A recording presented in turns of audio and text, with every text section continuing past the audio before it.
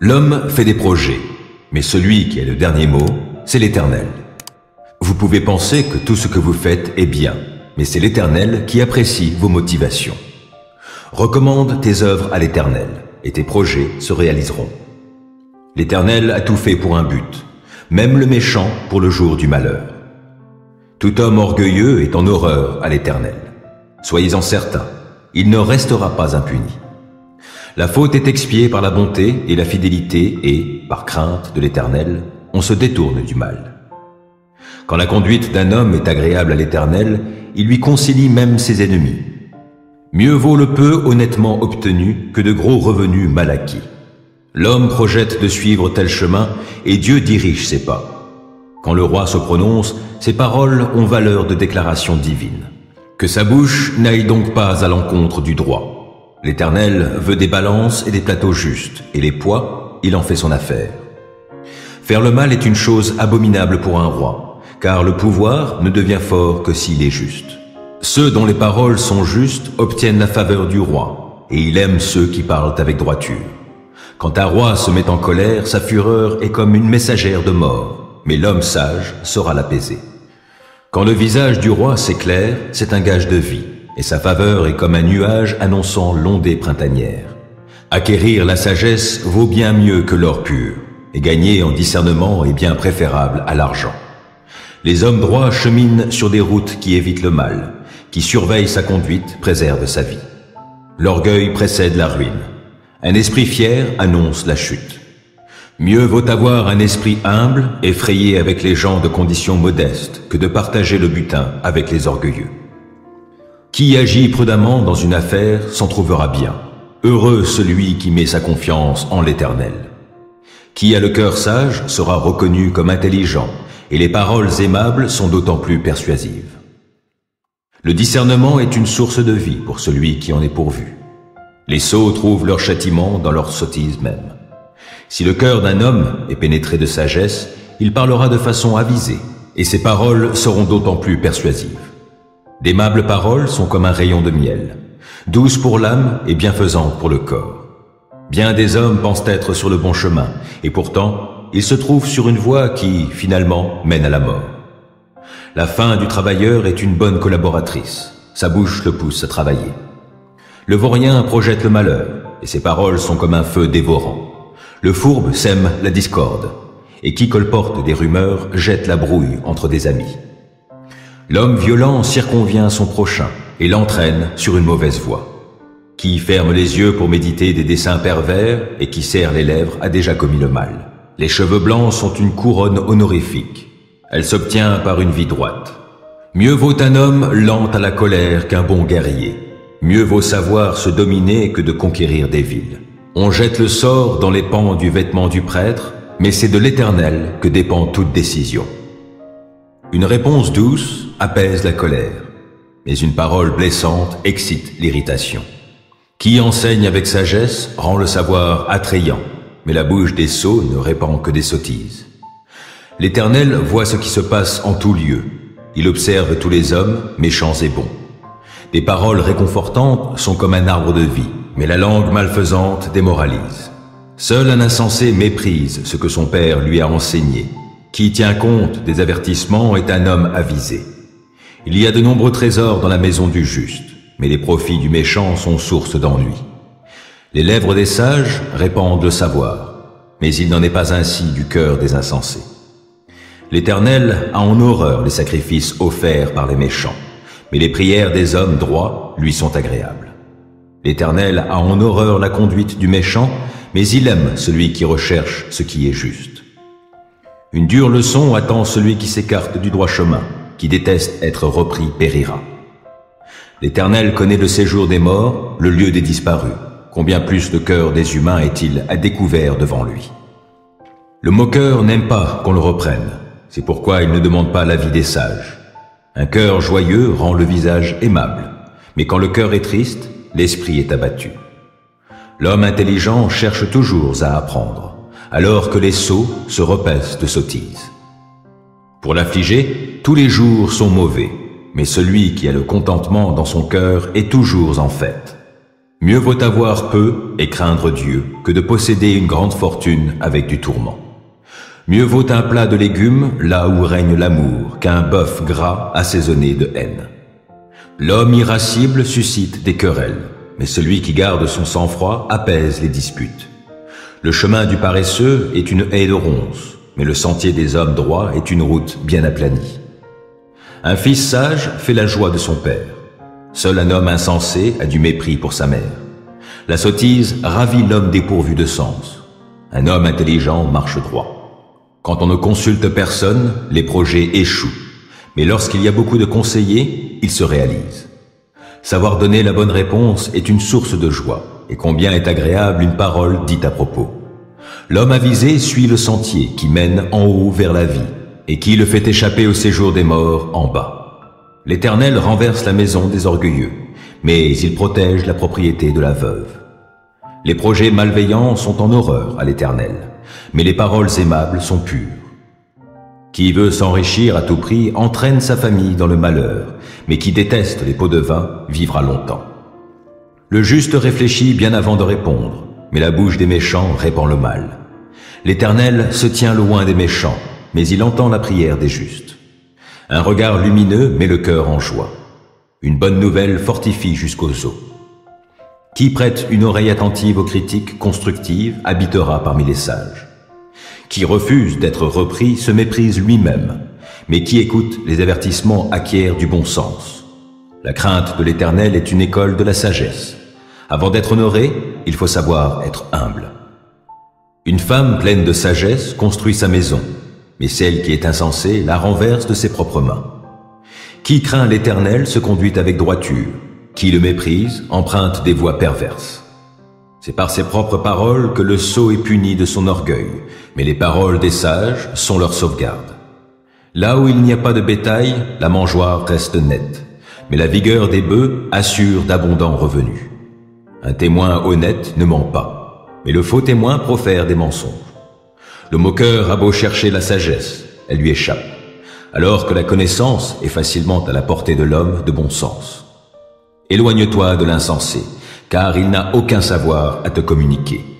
La sagesse de l'homme réfléchi lui fait discerner sa voie, mais la folie des insensés les égare. Réparer un tort, les insensés s'en moquent, mais entre gens droits, la bonne volonté l'emporte. Le cœur connaît son propre chagrin, et personne ne peut partager sa joie. La maison des méchants sera détruite, mais la demeure des gens droits sera florissante. Bien des hommes pensent être sur le bon chemin, et pourtant, ils se trouvent sur une voie qui, finalement, mène à la mort. Le rire peut masquer la tristesse du cœur, et la gaieté peut finir en chagrin. L'homme au cœur perfide sera gavé des fruits de sa conduite, mais l'homme de bien jouira des fruits de la sienne. L'inexpérimenté croit tout ce qu'on lui dit, mais l'homme réfléchi avance avec prudence. Le sage craint le mal et s'en écarte, mais l'insensé, sûr de lui, s'emporte. L'homme coléreux fait des sottises. Qui a de mauvais desseins s'attire la haine. La folie, voilà ce qu'héritent ceux qui manquent d'expérience, mais la connaissance est la couronne des gens réfléchis. Les méchants auront à baisser la tête devant ceux qui sont bons, et les hommes mauvais à la porte des justes. Personne n'aime le pauvre, même pas son compagnon, mais le riche a beaucoup d'amis. Qui méprise son prochain commet une faute, mais heureux celui qui a compassion des affligés. Ceux qui manigancent le mal font fausse route, mais ceux qui projettent le bien trouvent l'amour véritable. À tout travail, il y a du profit, mais le bavardage mène au dénuement. La richesse des sages est leur couronne, mais la folie des insensés reste de la folie. Un témoin véridique sauve des vies, et qui profère des mensonges est un trompeur. Celui qui craint l'Éternel possède une solide assurance, et il sera un refuge pour ses enfants. La crainte de l'Éternel est une source de vie, elle fait éviter les pièges de la mort. La gloire d'un roi dépend du nombre de ses sujets, et la dépopulation ruine le prince. Celui qui garde son sang-froid fait preuve d'une grande intelligence, mais l'homme coléreux étale sa sottise. Un cœur paisible contribue à la vie du corps, mais l'envie est comme une maladie qui ronge les os. Opprimer le pauvre, c'est outrager son Créateur, mais avoir de la compassion pour les indigents, c'est l'honorer. Le méchant est terrassé par sa perversité, Mais le juste reste plein de confiance jusque dans la mort. La sagesse repose dans un esprit intelligent. Elle sera reconnue même parmi les sots. La justice grandit une nation, mais le péché est une honte pour tout peuple. Le roi accorde sa faveur à ceux qui le servent avec intelligence, mais sa colère atteint celui qui fait honte. Un fils sensé réjouit son père, mais un fils insensé cause du chagrin à sa mère. Les biens des méchants ne leur profitent pas, mais mener une vie juste sauve de la mort. L'Éternel ne permet pas que l'homme droit souffre de la faim, mais il frustre les désirs des méchants. La main nonchalante appauvrit, mais la main active enrichit. Celui qui amasse des provisions en été est un fils intelligent, mais celui qui dort pendant la moisson est un fils qui fait honte. Des bénédictions reposent sur la tête du juste, mais les paroles des méchants cachent la violence. Le souvenir du juste continue à être en bénédiction aux autres, mais le nom des méchants tombe dans l'oubli. Un esprit sage prend à cœur les préceptes, mais le bavard insensé est l'artisan de sa propre perte. Qui vit dans l'intégrité marche en sécurité. Qui suit des voies tortueuses sera vite démasqué. Qui cligne de l'œil cause du tourment, mais celui qui critique en toute franchise travaille pour la paix. Les paroles du juste sont une source de vie, et celles du méchant cachent la violence. La haine allume des querelles, mais l'amour couvre toutes les fautes. La sagesse se trouve sur les lèvres de l'homme sensé, et les coups de bâton sur le dos de celui qui est déraisonnable. Les sages amassent le savoir, mais lorsqu'un insensé parle, le malheur n'est pas loin. La fortune du riche lui tient lieu de place forte, alors que la pauvreté des petites gens fait leur ruine. Le travail du juste le fait vivre. Ce que le méchant gagne sert à faire le mal. Qui tient compte des critiques qu'on lui fait est sur la voie de la vie, mais celui qui fait fi des reproches se fourvoie. Qui cache sa haine a des lèvres menteuses, et qui répand des calomnies est insensé. Qui parle beaucoup ne saurait éviter de pécher, mais l'homme avisé met un frein à ses lèvres. La langue du juste est un argent de choix. Ce que pensent les méchants n'a pas grande valeur. Les paroles du juste orientent beaucoup de gens, mais les insensés périssent, faute de bon sens. C'est la bénédiction de l'Éternel qui enrichit, et toute la peine qu'on se donne n'y ajoute rien. Commettre des actions infâmes est un jeu pour l'insensé. De même, la sagesse l'est pour l'homme intelligent. Ce que le méchant redoute lui arrive, mais ce que le juste désire lui sera accordé. Quand la tempête a passé, le méchant n'est plus, alors que le juste est établi sur un fondement éternel. Comme du vinaigre sur les dents ou de la fumée dans les yeux, tel est le paresseux pour celui qui l'envoie. Craindre l'Éternel prolonge la vie, mais les années du méchant seront abrégées. L'attente du juste débouche sur la joie, mais les espérances des méchants seront déçues. La manière d'agir de l'Éternel est une forteresse pour l'homme intègre, mais elle cause la ruine de ceux qui font le mal. Le juste ne sera jamais ébranlé, mais les méchants ne demeureront pas sur la terre. La bouche du juste est féconde en sagesse, mais la langue perverse sera coupée. Les lèvres du juste connaissent la bienveillance, mais la bouche des méchants est perverse. Le cœur du roi est comme un cours d'eau entre les mains de l'Éternel. Il le dirige à son gré. Un homme croit que tout ce qu'il fait est juste, mais c'est l'Éternel qui apprécie les motivations. Lorsqu'un homme fait ce qui est juste et droit, cela fait plaisir à l'Éternel, plus que s'il lui offrait des sacrifices. Le regard hautain, le cœur orgueilleux, toute la vie des méchants n'est que péché. Les projets d'un homme actif sont profitables, mais agir avec précipitation, c'est courir vers le dénuement. S'enrichir par le mensonge procure un profit illusoire et fugitif qui mène à la mort. Parce qu'ils n'ont pas voulu agir selon le droit, les méchants sont emportés par la ruine. La conduite coupable est tortueuse, mais l'homme intègre agit avec droiture. Mieux vaut habiter dans un coin sur un toit en terrasse que de partager la maison d'une femme querelleuse. Le méchant aspire à faire du mal. Même son ami ne trouve pas grâce à ses yeux. Quand le châtiment atteint le moqueur, l'inexpérimenté en devient sage. Et quand on instruit le sage, il acquiert de la connaissance. Le Dieu juste est attentif à ce qui se passe dans la demeure des méchants, et il les précipite dans le malheur. Qui fait la sourde oreille quand le malheureux appelle à l'aide, appellera lui-même à l'aide sans obtenir de réponse. Un cadeau offert en secret apaise la colère, et un pot de vin glissé en cachette calme la plus violente fureur.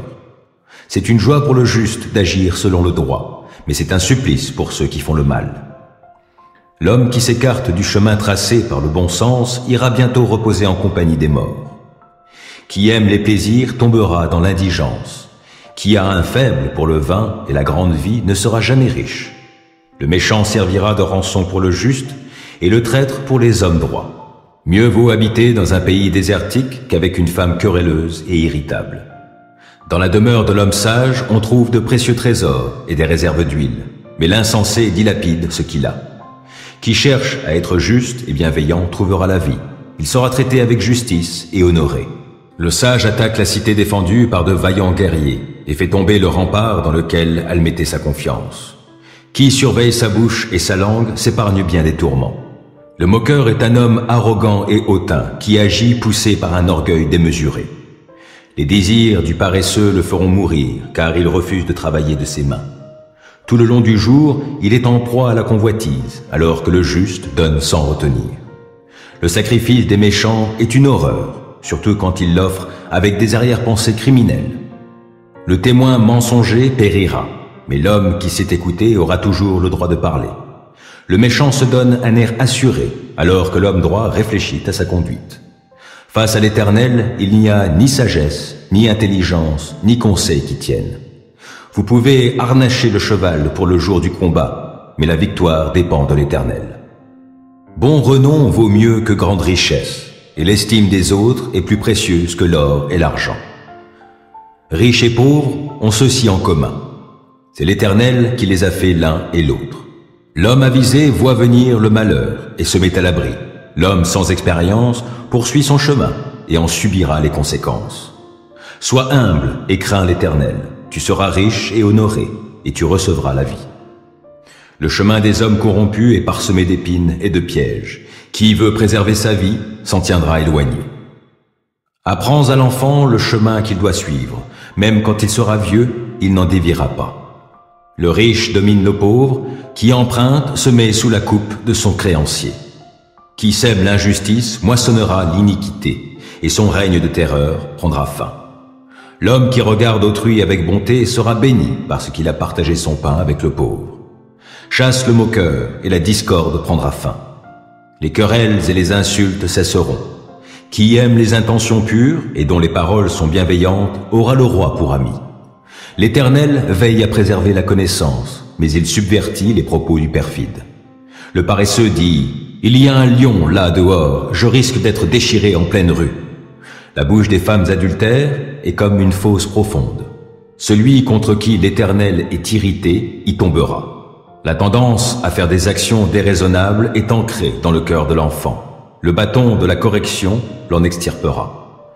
Qui opprime le pauvre pour réaliser un gain ou qui fait des cadeaux aux riches finira dans la pauvreté.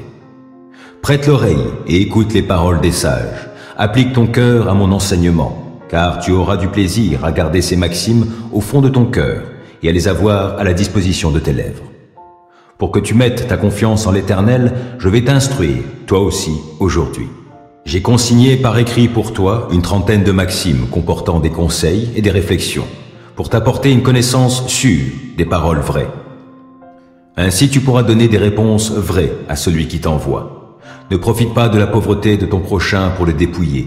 N'écrase pas en justice celui qui est dans la misère, car l'Éternel prendra leur cause en main et il ravira la vie à ceux qui auront ravi leur bien. Ne te lie pas d'amitié avec un homme coléreux et ne fréquente pas celui qui s'emporte pour un rien de peur d'acquérir le même comportement et de mettre ainsi ta vie en péril. Ne t'engage pas pour cautionner autrui et ne te porte pas garant d'un emprunt, car si tu n'es pas en mesure de payer, pourquoi t'exposerais-tu à te voir enlevé jusqu'au lit où tu reposes? Ne déplace pas les anciennes bornes que tes ancêtres ont placées. Connaissez-vous un homme habile dans ce qu'il fait? Il ne restera pas au service de gens obscurs, mais il entrera au service des rois. Oui, j'ai beaucoup réfléchi à tout cela, et tout ce que j'ai compris, c'est que les justes, les sages et tous leurs travaux sont dans la main de Dieu. L'homme ne sait pas s'il rencontrera l'amour ou la haine. Il peut tout envisager. Tout est pareil pour tous. Un même sort atteint le juste et le méchant, celui qui est bon et pur et celui qui est impur, celui qui offre des sacrifices et celui qui n'en offre pas, le bon comme le pécheur, et celui qui prête serment comme celui qui n'ose pas le faire. Parmi tout ce qui se passe sous le soleil, voilà bien un mal. C'est que tous les hommes connaissent un sort identique, car à cause de cela, le cœur des humains est rempli de méchanceté et la déraison habite leur cœur tout au long de leur vie. C'est qu'après cela, on va rejoindre les morts. Alors, que doit-on choisir? Pour tous les vivants, il y a de l'espoir. Un chien vivant vaut mieux qu'un lion mort. En effet, les vivants savent qu'ils mourront, mais les morts ne savent rien du tout. Ils n'ont plus rien à gagner. Ils sombrent dans l'oubli. Leurs amours, leurs haines, leurs désirs se sont déjà évanouis. Ils n'auront plus jamais part à tout ce qui se fait sous le soleil. Va, mange ton pain dans la joie et bois ton vin d'un cœur content, car Dieu a déjà agréé tes œuvres. Qu'en tout temps tes vêtements soient blancs et que le parfum ne manque pas sur ta tête. Jouis de la vie avec la femme que tu aimes pendant tous les jours de cette vie dérisoire que Dieu t'accorde sous le soleil, oui, pendant tous les jours de ton existence dérisoire, car c'est la part qui te revient dans la vie au milieu de tout le labeur pour lequel tu te donnes de la peine sous le soleil. Tout ce que tu trouves à faire, fais-le avec l'énergie que tu as, car il n'y a plus ni activité, ni réflexion, ni science, ni sagesse dans le séjour des morts vers lequel tu es en route. J'ai encore observé sous le soleil que ce ne sont pas les plus agiles qui gagnent la course, ni les plus forts qui remportent la victoire au combat. Ce ne sont pas les sages qui ont du pain, et la richesse n'appartient pas aux hommes intelligents. Et les faveurs ne récompensent pas les plus savants, car les contretemps et les coups durs imprévus atteignent chacun. En effet, l'homme ne sait pas ce qu'il attend. Il est pareil aux poissons qui sont pris dans des filets pour leur malheur. Il ressemble aux oiseaux pris au piège. Les humains sont surpris par le malheur, qui fond sur eux à l'improviste. À l'égard de la sagesse, j'ai encore observé sous le soleil quelque chose qui me paraît frappant. Il y avait une petite ville n'ayant que peu d'habitants. Un roi puissant marcha contre elle, l'assiégea et dressa contre elle des travaux de siège considérables. Dans la ville se trouvait un homme pauvre mais sage qui aurait pu sauver la ville grâce à sa sagesse. Mais personne ne pensa à cet homme pauvre. Alors je me suis dit, la sagesse vaut mieux que la force, mais la sagesse du pauvre est méprisée et ses paroles ne sont pas écoutées. La voix du sage qui s'exprime dans le calme est plus écoutée que les cris d'un chef parmi des insensés.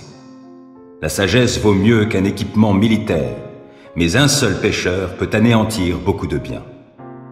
J'ai encore considéré toutes les oppressions qui se pratiquent sous le soleil. Les opprimés versent des larmes et il n'y a personne pour les consoler.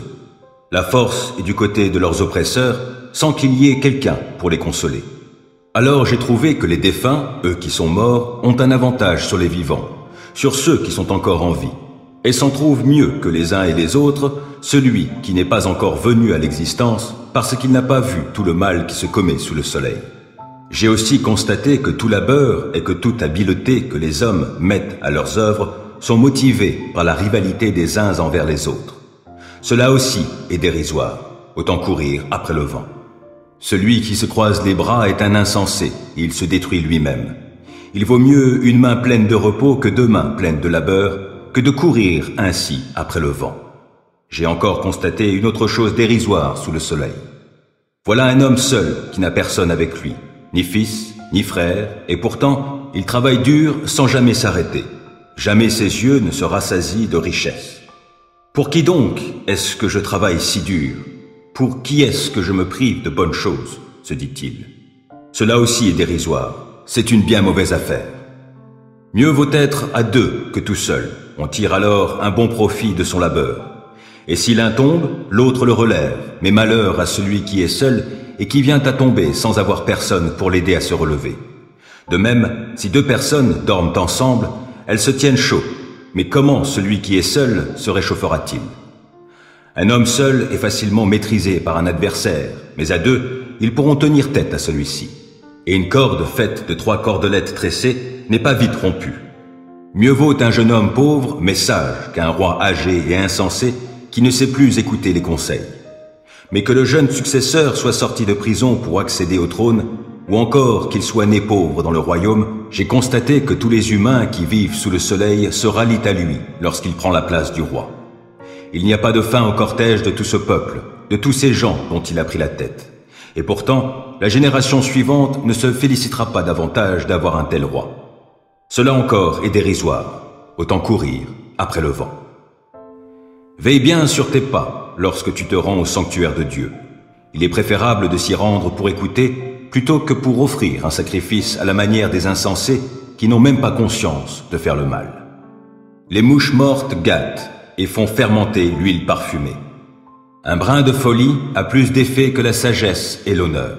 Le cœur du sage le dirige du bon côté, tandis que celui de l'insensé le pousse du mauvais côté. Même quand ce dernier s'avance en chemin, le bon sens lui fait défaut et il dit à tout le monde « Il est insensé celui-là ». Si la mauvaise humeur du chef se tourne contre toi, ne quitte pas ton poste, car le calme évite de graves fautes. Il est un autre mal que j'ai constaté sous le soleil et qui est comme une méprise ayant échappé au souverain. La sottise est promue au rang le plus élevé, alors que des gens riches sont dans l'abaissement. J'ai vu des esclaves aller à cheval et des princes marcher à pied comme des esclaves. Qui creuse un trou risque d'y tomber, et qui abat un mur peut être mordu par un serpent. Qui arrache des pierres risque de se blesser, et qui fend du bois se met en danger. Si le fer de la hache est émoussé et qu'on n'en aiguise pas le tranchant, il faudra redoubler de force, mais la sagesse a l'avantage d'assurer la réussite. Si le serpent mord parce qu'il n'a pas été charmé, le charmeur n'a aucun avantage. Les paroles du sage sont empreintes de bonté, mais la bouche de l'insensé cause sa perte. Il commence par dire des sottises et finit en proférant les pires insanités. L'insensé multiplie les paroles, mais l'homme ignore l'avenir et personne ne peut lui révéler ce qui arrivera après lui. Le labeur de l'insensé l'exténue. Il ne sait même pas comment aller à la ville. Malheur au pays dont le roi est un gamin et dont les ministres festoient dès le matin. Heureux le pays dont le roi est issu d'une famille dirigeante et dont les ministres mangent en temps voulu pour prendre des forces et non pour s'adonner à la boisson. Quand les mains sont paresseuses, la charpente s'effondre. Et quand on a les bras ballants, la maison finit par avoir des gouttières. On prépare un repas pour se réjouir, le vin égaie la vie et l'argent répond à toutes sortes de besoins. Ne maudis pas le roi, même en pensée, et ne maudis pas un riche, même dans ta chambre à coucher, car un oiseau emporterait tes paroles, la gentelle colporterait tes propos. Écoutez bien ceci, ô communauté de Jacob, vous qui vous réclamez de ce nom d'Israël et qui êtes issus des sources de Juda, vous qui prêtez serment au nom de l'Éternel et qui avez le Dieu d'Israël à la bouche, mais sans sincérité et sans droiture, car vous vous dénommez ceux de la ville sainte et vous vous appuyez sur le Dieu d'Israël, sur celui qui s'appelle le Seigneur des armées célestes. J'ai annoncé depuis longtemps les événements du passé, j'en ai parlé, je les ai fait entendre, puis soudain j'ai agi et cela s'est produit.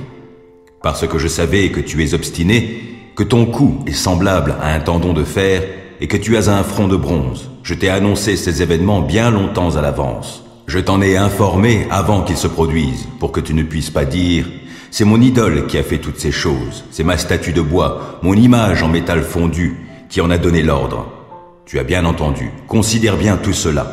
N'allez-vous pas l'annoncer vous aussi?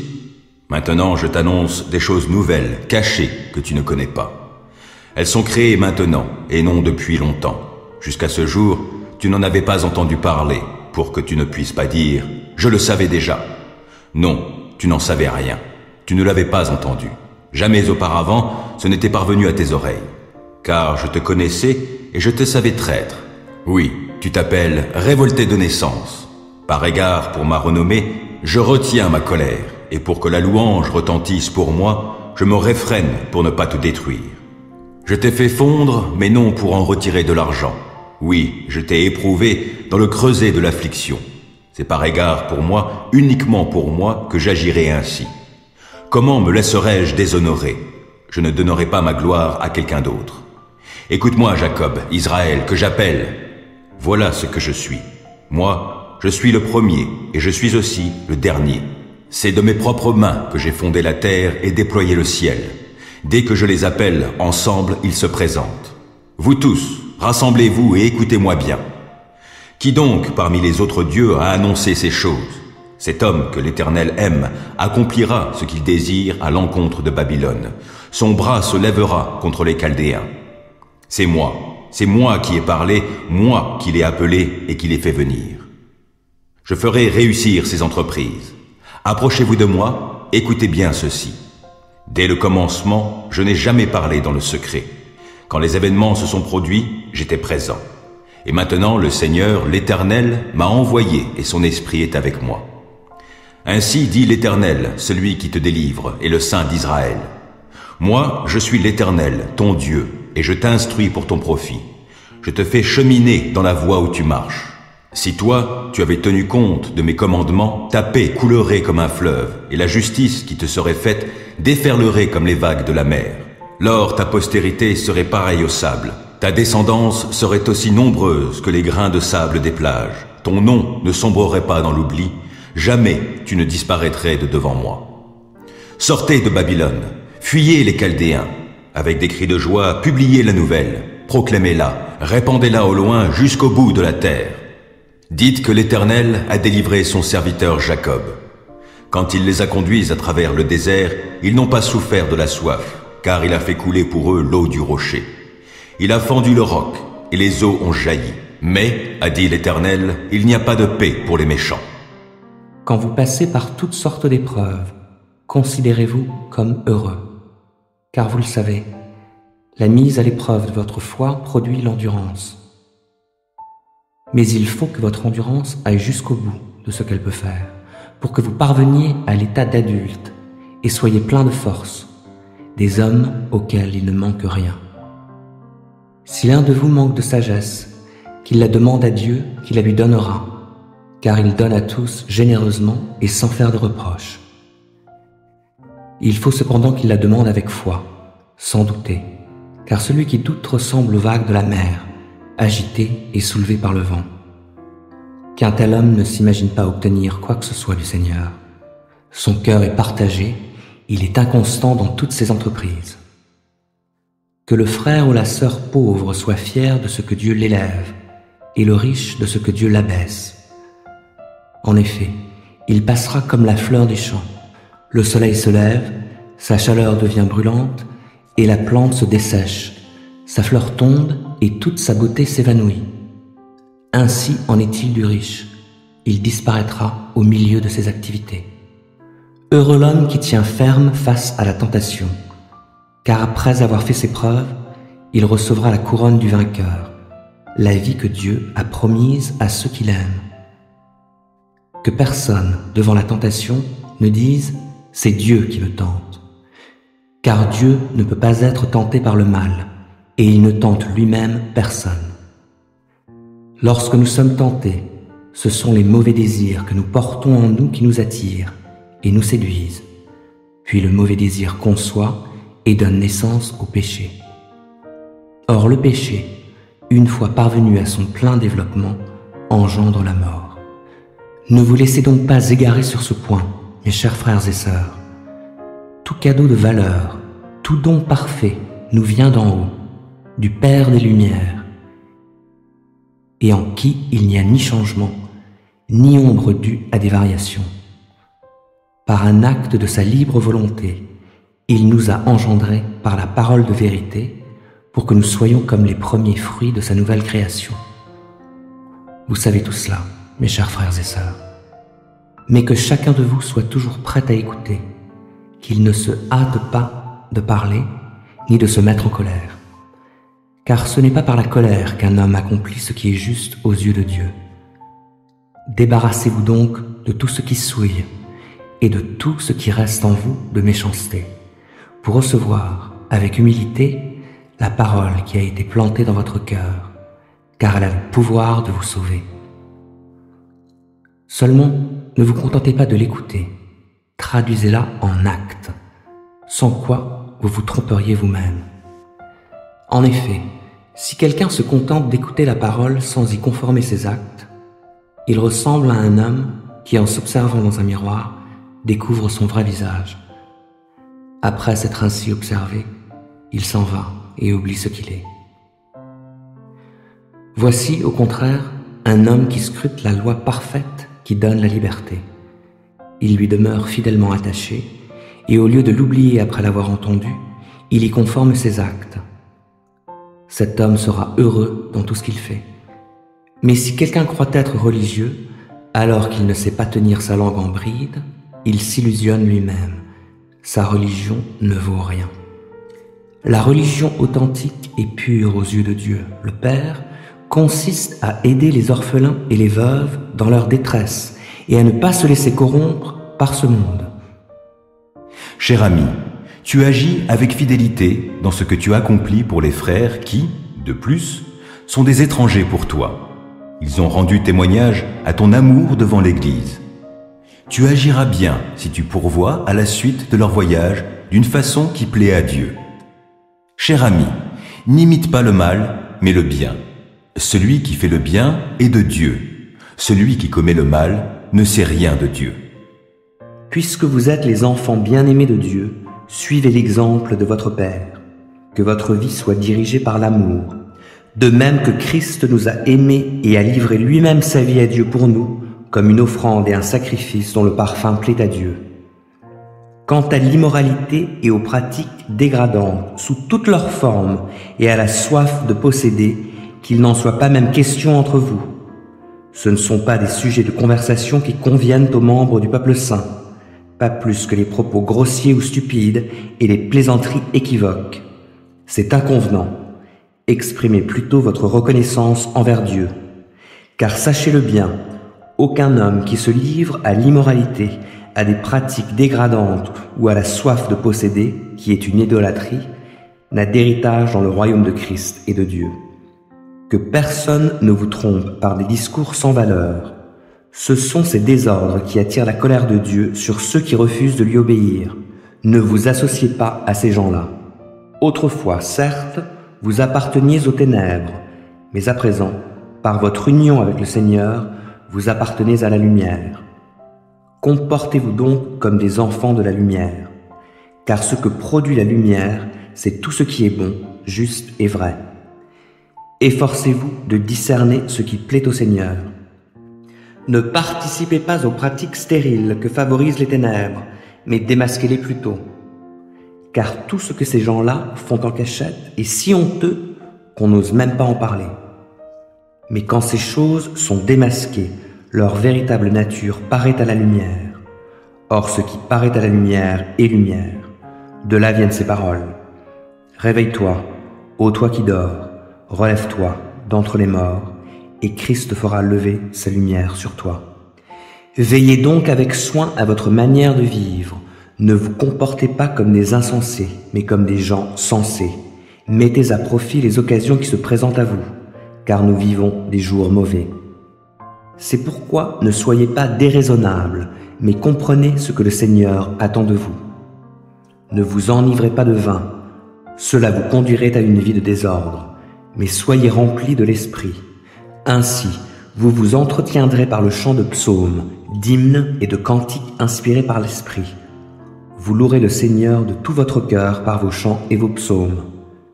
À tout moment et pour toute chose, vous remercierez Dieu, le Père, au nom de notre Seigneur Jésus-Christ, et parce que vous avez la crainte de Christ, vous vous soumettrez les uns aux autres, vous femmes en particulier, chacune à son mari, et cela par égard pour le Seigneur. Le mari, en effet, est le chef de sa femme, comme Christ est la tête, le chef de l'Église, qui est son corps et dont il est le Sauveur. Mais comme l'Église se soumet à Christ, qu'ainsi aussi la femme se soumette en toutes circonstances à son mari. Quant à vous, mari, que chacun de vous aime sa femme comme Christ a aimé l'Église. Il a donné sa vie pour elle, afin de la rendre digne de se tenir devant Dieu après l'avoir purifiée par sa parole, comme par le bain nuptial. Il a ainsi voulu se présenter cette Église à lui-même, rayonnante de beauté, sans tache, ni ride, ni aucun défaut, mais digne de se tenir devant Dieu et irréprochable. Voilà comment chaque mari doit aimer sa femme comme si elle était son propre corps. Ainsi, celui qui aime sa femme s'aime lui-même. Car personne n'a jamais haï sa propre chair. Au contraire, chacun la nourrit et l'entoure de soins, comme Christ le fait pour l'Église, parce que nous sommes les membres de son corps. C'est pourquoi l'homme laissera son père et sa mère pour s'attacher à sa femme, et les deux ne feront plus qu'un. Il y a là un grand mystère. Je parle de ce que je viens de dire au sujet de Christ et de l'Église. Quant à vous, que chaque mari aime sa femme comme lui-même et que chaque femme témoigne un profond respect à son mari. Dieu aurait-il besoin des services d'un homme? Le sage n'est utile qu'à lui-même. Importe-t-il au Tout-Puissant que tu sois juste ou non? Quel intérêt a-t-il à devoir vivre d'une façon intègre? Est-ce parce que tu le crains qu'il te fait des reproches et qu'il entre en jugement avec toi? Ne t'es-tu pas rendu coupable de nombreux torts? Oui, tes péchés sont innombrables. Tu prenais sans raison des gages de tes frères et, de leurs vêtements, tu dépouillais les gens jusqu'à les laisser nus. Tu ne donnais pas d'eau à un homme épuisé et, à qui avait faim, tu refusais le pain. Tu livrais le pays à l'homme fort et tu y installais qui tu voulais favoriser. Tu renvoyais les veuves sans rien leur accorder et tu brisais la force des orphelins. Voilà pourquoi des pièges sont tendus tout autour de toi. Voilà pourquoi soudain des frayeurs t'épouvantent. Ne vois-tu donc pas ces ténèbres, toute cette eau qui te submerge? Dieu n'habite-t-il pas tout là-haut dans le ciel? Voilà voûte étoilée comme elle est élevée. Mais toi, tu dis, Dieu, que peut-il savoir? Peut-il exercer la justice à travers les nuées? Les nuages le cachent et il ne peut pas voir, tandis qu'il se promène sur le pourtour du ciel. Tiens-tu donc à rester sur cet ancien sentier, suivi depuis toujours par ceux qui font le mal, qui, prématurément, sont retranchés et dont les fondements sont comme un fleuve qui s'écoule? Eux qui disaient à Dieu, « Éloigne-toi de nous !» Et « Que pourrait nous faire le Tout-Puissant ?» Et pourtant, ils comblaient leur maison de bien-être. Mais loin de moi l'idée de suivre leurs conseils. Car les justes verront leur ruine, et ils se réjouiront, ceux qui sont innocents les railleront, disant « Voilà nos adversaires, ils sont anéantis, et ce qui restait d'eux, le feu l'a dévoré. Accorde-toi donc avec lui, fais la paix avec lui. Ainsi tu connaîtras de nouveau le bonheur. Accepte l'instruction émanant de sa bouche, prends à cœur ses paroles. Si tu reviens au Tout-Puissant, tu seras rétabli. Tu feras disparaître l'iniquité de ta demeure. Si tu jettes l'or pur dans la poussière et l'or d'Ophir aux cailloux du torrent, alors le Tout-Puissant sera pour toi de l'or et des monceaux d'argent. Car alors tu feras tes délices du Tout-Puissant, tu lèveras le visage vers Dieu. Oui, tu l'imploreras et il t'exaucera, et tu t'acquitteras des vœux que tu as faits. Aux décisions que tu prendras répondra le succès, et, sur tous tes chemins, brillera la lumière. Et si quelqu'un est abattu, tu le relèveras, car Dieu vient au secours de qui baisse les yeux.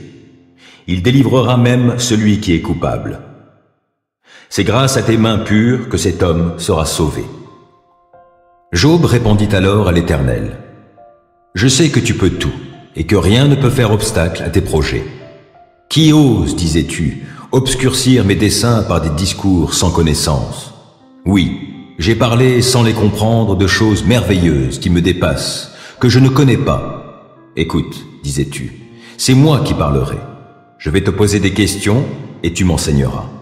Jusqu'à présent, j'avais seulement entendu parler de toi. Mais maintenant, mes yeux t'ont vu. Aussi je me condamne, je regrette mon attitude en m'humiliant sur la poussière et sur la cendre. » Après avoir dit ces choses à Job, l'Éternel s'adressa à Éliphaz de Théman et lui dit, « Je suis très en colère contre toi et tes deux amis, car contrairement à mon serviteur Job, vous n'avez pas parlé de moi correctement. Procurez-vous donc maintenant 7 taureaux et 7 béliers, et allez trouver mon serviteur Job. Vous offrirez ces animaux pour vous en holocauste. Et mon serviteur Job priera pour vous. C'est par égard pour lui que je ne vous traiterai pas selon votre folie. Car contrairement à mon serviteur Job, vous n'avez pas parlé de moi correctement. » Éliphaz de Théman, Bildad de Shua et Tsophar de Nahama allèrent accomplir ce que l'Éternel leur avait demandé. L'Éternel eut égard à la prière de Job. Puis, lorsque Job eut prié pour ses amis, l'Éternel le rétablit dans son ancienne condition. Il donna même à Job 2 fois autant des biens qu'il avait possédés. Tous les frères et sœurs de Job et toutes ses connaissances vinrent lui rendre visite. Ils partagèrent un repas avec lui dans sa maison. Ils le consolèrent et ils lui témoignèrent toute leur compassion pour tous les malheurs que l'Éternel lui avait envoyés. Chacun d'entre eux lui donna une pièce d'argent et un anneau d'or.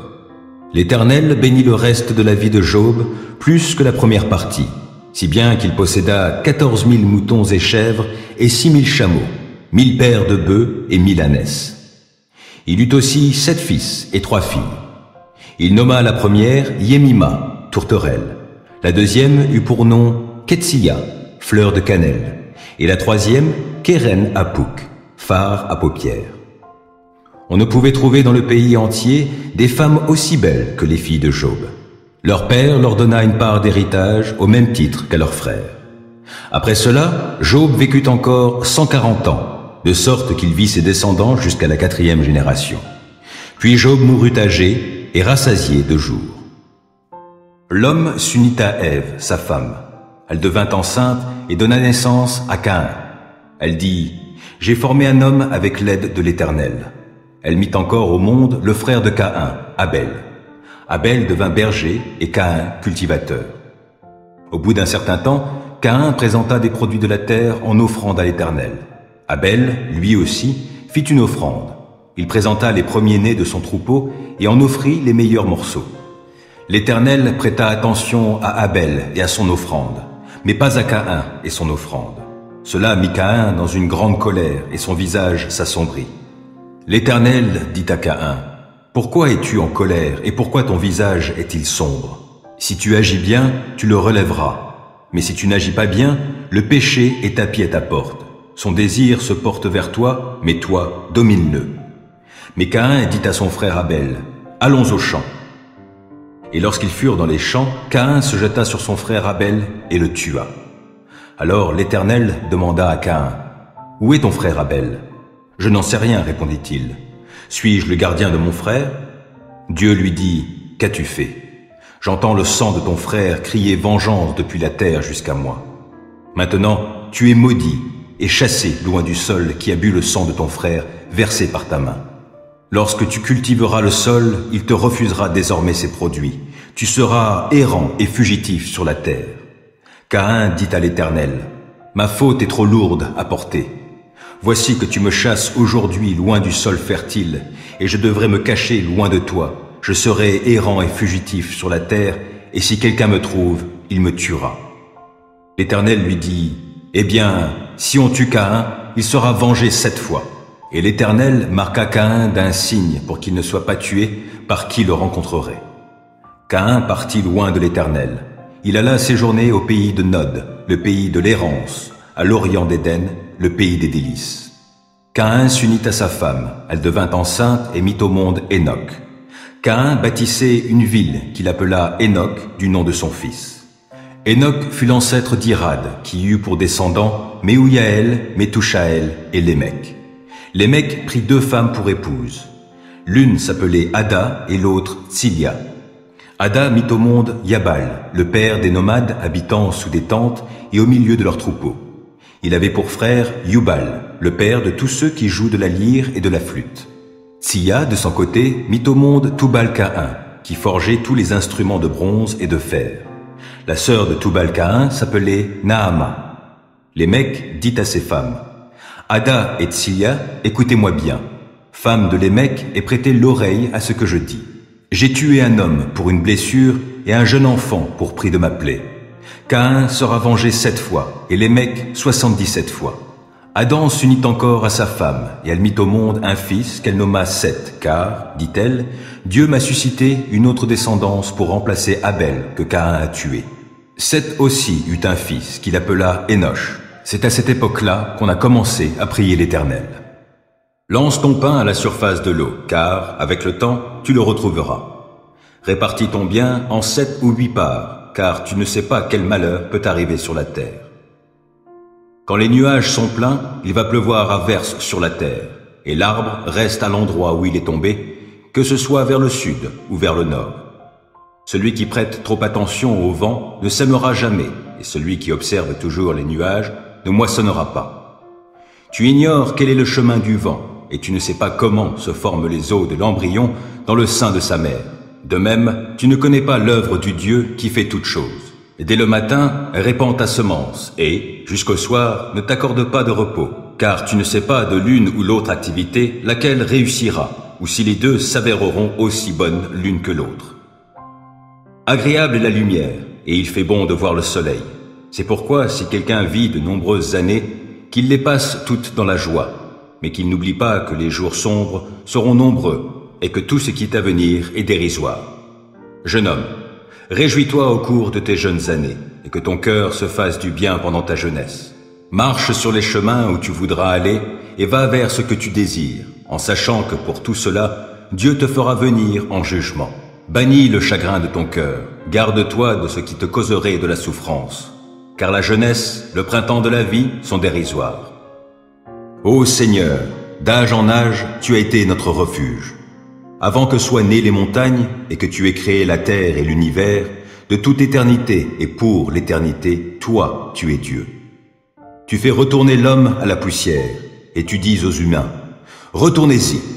Car 1000 ans, à tes yeux, sont comme le jour d'hier, qui est déjà passé, comme une seule veille au milieu de la nuit. Tu les plonges dans le sommeil, et ils sont au matin comme l'herbe éphémère, qui fleurit le matin et passe vite. Le soir, elle se fane et se flétrit. Nous sommes consumés par ta colère, ta fureur nous effraie. Tu as mis devant toi tous nos péchés, et tu mets en lumière tout ce que nous cachons. Tous nos jours disparaissent par ta colère, et nous achevons nos années comme un murmure. Le temps de notre vie, c'est 70 ans au mieux, 80 ans pour les plus vigoureux, et leur agitation n'est que peine et misère. Car le temps passe vite et nous nous envolons. Qui donc connaît l'intensité de ta colère et ton courroux à la mesure de la crainte qui t'est due? Oh, apprends-nous à bien compter nos jours afin que notre cœur acquiert la sagesse. Tourne-toi de nouveau vers nous, ô Éternel, jusque à quand tarderas-tu encore? Aie pitié de tes serviteurs. Rassasie-nous tous les matins de ton amour, et nous crierons de joie, pleins d'allégresse, tout au long de nos jours. Rends-nous en jours de joie les jours de nos épreuves, et en années de joie nos années de malheur. Que tes serviteurs voient tes œuvres, et que ta splendeur brille sur leurs descendants. Que le Seigneur, notre Dieu, nous accorde sa faveur. Fais prospérer pour nous l'ouvrage de nos mains. Oh oui, fais prospérer l'ouvrage de nos mains. Que l'Éternel t'exauce au jour de la détresse et que le Dieu de Jacob te protège. Que, de son sanctuaire, il t'envoie du secours et que, depuis Sion, il te soutienne. Qu'il tienne compte de toutes tes offrandes et que tes holocaustes soient agréés par lui. Qu'il daigne t'accorder ce que ton cœur souhaite, qu'il fasse s'accomplir tout ce que tu projettes. Pour fêter ta victoire, nous crierons notre joie, déployant nos bannières pour la gloire de notre Dieu. Que l'Éternel exauce toutes tes requêtes. Oui, je sais maintenant que l'Éternel sauve son roi qui a reçu l'onction. Il lui répond de sa demeure sainte au ciel, en opérant sa délivrance par l'action de sa force. Aux uns, les chars de guerre, aux autres, les chevaux. Pour notre part, c'est sur l'Éternel, notre Dieu, que nous comptons. Eux, ils fléchissent et ils tombent. Nous restons debout et tenons fermement. Éternel, sauve notre roi. Qu'il nous réponde quand nous faisons appel à lui. Proverbe 16. L'homme fait des projets, mais celui qui a le dernier mot, c'est l'Éternel. Vous pouvez penser que tout ce que vous faites est bien, mais c'est l'Éternel qui apprécie vos motivations. Recommande tes œuvres à l'Éternel, et tes projets se réaliseront. L'Éternel a tout fait pour un but, même le méchant pour le jour du malheur. Tout homme orgueilleux est en horreur à l'Éternel. Soyez-en certains, il ne restera pas impuni. La faute est expiée par la bonté et la fidélité et, par crainte de l'Éternel, on se détourne du mal. Quand la conduite d'un homme est agréable à l'Éternel, il lui concilie même ses ennemis. Mieux vaut le peu honnêtement obtenu que de gros revenus mal acquis. L'homme projette de suivre tel chemin et Dieu dirige ses pas. Quand le roi se prononce, ses paroles ont valeur de déclaration divine. Que sa bouche n'aille donc pas à l'encontre du droit. L'Éternel veut des balances et des plateaux justes, et les poids, il en fait son affaire. Faire le mal est une chose abominable pour un roi, car le pouvoir ne devient fort que s'il est juste. Ceux dont les paroles sont justes obtiennent la faveur du roi, et il aime ceux qui parlent avec droiture. Quand un roi se met en colère, sa fureur est comme une messagère de mort. Mais l'homme sage saura l'apaiser. Quand le visage du roi s'éclaire, c'est un gage de vie, et sa faveur est comme un nuage annonçant l'ondée printanière. Acquérir la sagesse vaut bien mieux que l'or pur, et gagner en discernement est bien préférable à l'argent. Les hommes droits cheminent sur des routes qui évitent le mal, qui surveillent sa conduite, préservent sa vie. L'orgueil précède la ruine. Un esprit fier annonce la chute. Mieux vaut avoir un esprit humble et frayer avec les gens de condition modeste que de partager le butin avec les orgueilleux. Qui agit prudemment dans une affaire s'en trouvera bien. Heureux celui qui met sa confiance en l'Éternel. Qui a le cœur sage sera reconnu comme intelligent, et les paroles aimables sont d'autant plus persuasives. Le discernement est une source de vie pour celui qui en est pourvu.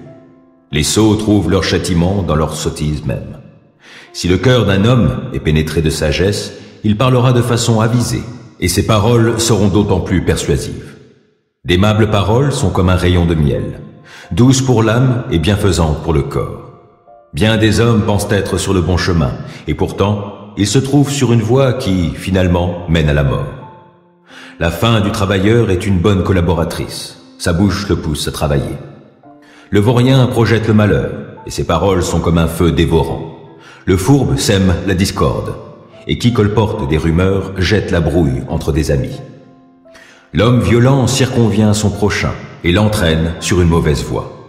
Qui ferme les yeux pour méditer des desseins pervers et qui serre les lèvres a déjà commis le mal. Les cheveux blancs sont une couronne honorifique. Elle s'obtient par une vie droite. Mieux vaut un homme lent à la colère qu'un bon guerrier. Mieux vaut savoir se dominer que de conquérir des villes. On jette le sort dans les pans du vêtement du prêtre, mais c'est de l'Éternel que dépend toute décision. Proverbe 15. Une réponse douce apaise la colère, mais une parole blessante excite l'irritation. Qui enseigne avec sagesse rend le savoir attrayant, mais la bouche des sots ne répand que des sottises. L'Éternel voit ce qui se passe en tout lieu. Il observe tous les hommes, méchants et bons. Des paroles réconfortantes sont comme un arbre de vie, mais la langue malfaisante démoralise. Seul un insensé méprise ce que son père lui a enseigné. Qui tient compte des avertissements est un homme avisé. Il y a de nombreux trésors dans la maison du juste, mais les profits du méchant sont source d'ennui. Les lèvres des sages répandent le savoir, mais il n'en est pas ainsi du cœur des insensés. L'Éternel a en horreur les sacrifices offerts par les méchants, mais les prières des hommes droits lui sont agréables. L'Éternel a en horreur la conduite du méchant, mais il aime celui qui recherche ce qui est juste. Une dure leçon attend celui qui s'écarte du droit chemin, qui déteste être repris périra. L'Éternel connaît le séjour des morts, le lieu des disparus. Combien plus le cœur des humains est-il à découvert devant lui? Le moqueur n'aime pas qu'on le reprenne. C'est pourquoi il ne demande pas l'avis des sages. Un cœur joyeux rend le visage aimable, mais quand le cœur est triste, l'esprit est abattu. L'homme intelligent cherche toujours à apprendre, alors que les sots se repaissent de sottises. Pour l'affligé, tous les jours sont mauvais, mais celui qui a le contentement dans son cœur est toujours en fête. Mieux vaut avoir peu et craindre Dieu que de posséder une grande fortune avec du tourment. Mieux vaut un plat de légumes là où règne l'amour qu'un bœuf gras assaisonné de haine. L'homme irascible suscite des querelles, mais celui qui garde son sang-froid apaise les disputes. Le chemin du paresseux est une haie de ronces, mais le sentier des hommes droits est une route bien aplanie. Un fils sage fait la joie de son père. Seul un homme insensé a du mépris pour sa mère. La sottise ravit l'homme dépourvu de sens. Un homme intelligent marche droit. Quand on ne consulte personne, les projets échouent. Mais lorsqu'il y a beaucoup de conseillers, ils se réalisent. Savoir donner la bonne réponse est une source de joie, et combien est agréable une parole dite à propos. L'homme avisé suit le sentier qui mène en haut vers la vie, et qui le fait échapper au séjour des morts en bas. L'Éternel renverse la maison des orgueilleux, mais il protège la propriété de la veuve.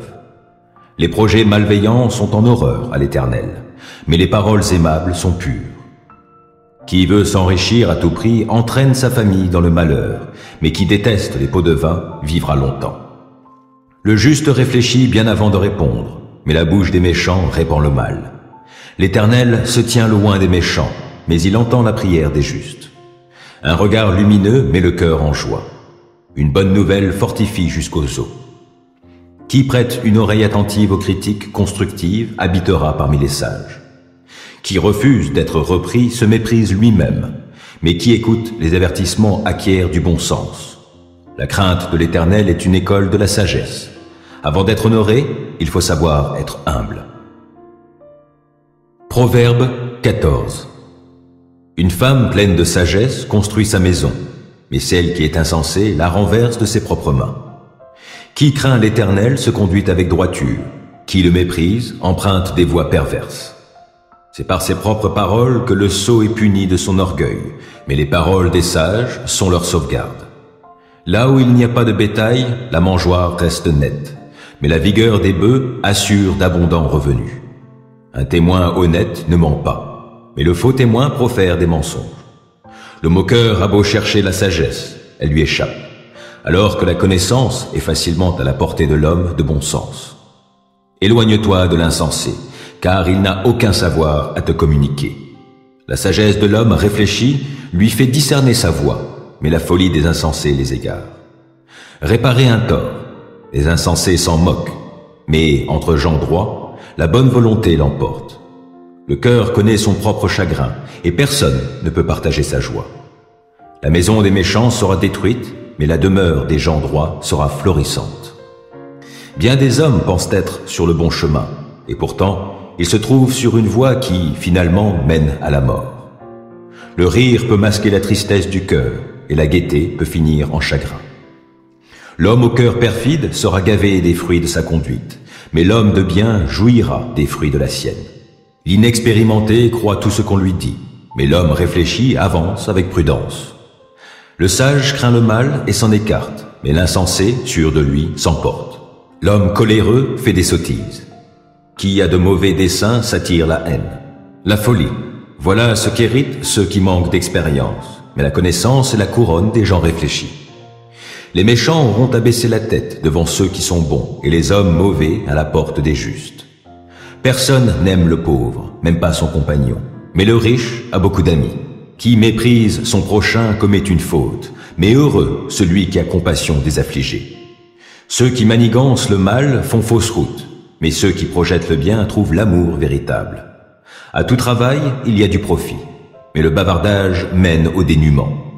La richesse des sages est leur couronne, mais la folie des insensés reste de la folie. Un témoin véridique sauve des vies, et qui profère des mensonges est un trompeur. Celui qui craint l'Éternel possède une solide assurance, et il sera un refuge pour ses enfants. La crainte de l'Éternel est une source de vie, elle fait éviter les pièges de la mort. La gloire d'un roi dépend du nombre de ses sujets, et la dépopulation ruine le prince. Celui qui garde son sang-froid fait preuve d'une grande intelligence, mais l'homme coléreux étale sa sottise. Un cœur paisible contribue à la vie du corps, mais l'envie est comme une maladie qui ronge les os. Opprimer le pauvre, c'est outrager son Créateur, mais avoir de la compassion pour les indigents, c'est l'honorer. Le méchant est terrassé par sa perversité, mais le juste reste plein de confiance jusque dans la mort. La sagesse repose dans un esprit intelligent. Elle sera reconnue même parmi les sots. La justice grandit une nation, mais le péché est une honte pour tout peuple.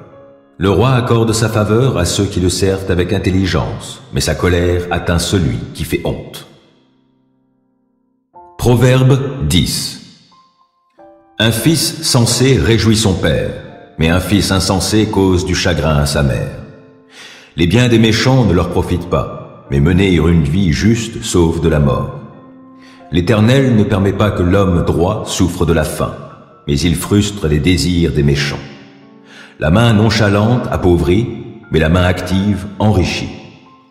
Celui qui amasse des provisions en été est un fils intelligent, mais celui qui dort pendant la moisson est un fils qui fait honte.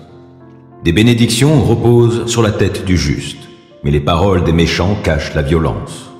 Le souvenir du juste continue à être en bénédiction aux autres, mais le nom des méchants tombe dans l'oubli. Un esprit sage prend à cœur les préceptes, mais le bavard insensé est l'artisan de sa propre perte. Qui vit dans l'intégrité marche en sécurité. Qui suit des voies tortueuses sera vite démasqué. Qui cligne de l'œil cause du tourment, mais celui qui critique en toute franchise travaille pour la paix. Les paroles du juste sont une source de vie, et celles du méchant cachent la violence. La haine allume des querelles, mais l'amour couvre toutes les fautes. La sagesse se trouve sur les lèvres de l'homme sensé, et les coups de bâton sur le dos de celui qui est déraisonnable. Les sages amassent le savoir, mais lorsqu'un insensé parle, le malheur n'est pas loin. La fortune du riche lui tient lieu de place forte, alors que la pauvreté des petites gens fait leur ruine. Le travail du juste le fait vivre. Ce que le méchant gagne sert à faire le mal. Qui tient compte des critiques qu'on lui fait est sur la voie de la vie, mais celui qui fait fi des reproches se fourvoie. Qui cache sa haine a des lèvres menteuses, et qui répand des calomnies est insensé. Qui parle beaucoup ne saurait éviter de pécher, mais l'homme avisé met un frein à ses lèvres. La langue du juste est un argent de choix. Ce que pensent les méchants n'a pas grande valeur. Les paroles du juste orientent beaucoup de gens, mais les insensés périssent, faute de bon sens. C'est la bénédiction de l'Éternel qui enrichit, et toute la peine qu'on se donne n'y ajoute rien. Commettre des actions infâmes est un jeu pour l'insensé. De même, la sagesse l'est pour l'homme intelligent. Ce que le méchant redoute lui arrive, mais ce que le juste désire lui sera accordé. Quand la tempête a passé, le méchant n'est plus, alors que le juste est établi sur un fondement éternel. Comme du vinaigre sur les dents ou de la fumée dans les yeux, tel est le paresseux pour celui qui l'envoie. Craindre l'Éternel prolonge la vie, mais les années du méchant seront abrégées. L'attente du juste débouche sur la joie, mais les espérances des méchants seront déçues. La manière d'agir de l'Éternel est une forteresse pour l'homme intègre, mais elle cause la ruine de ceux qui font le mal.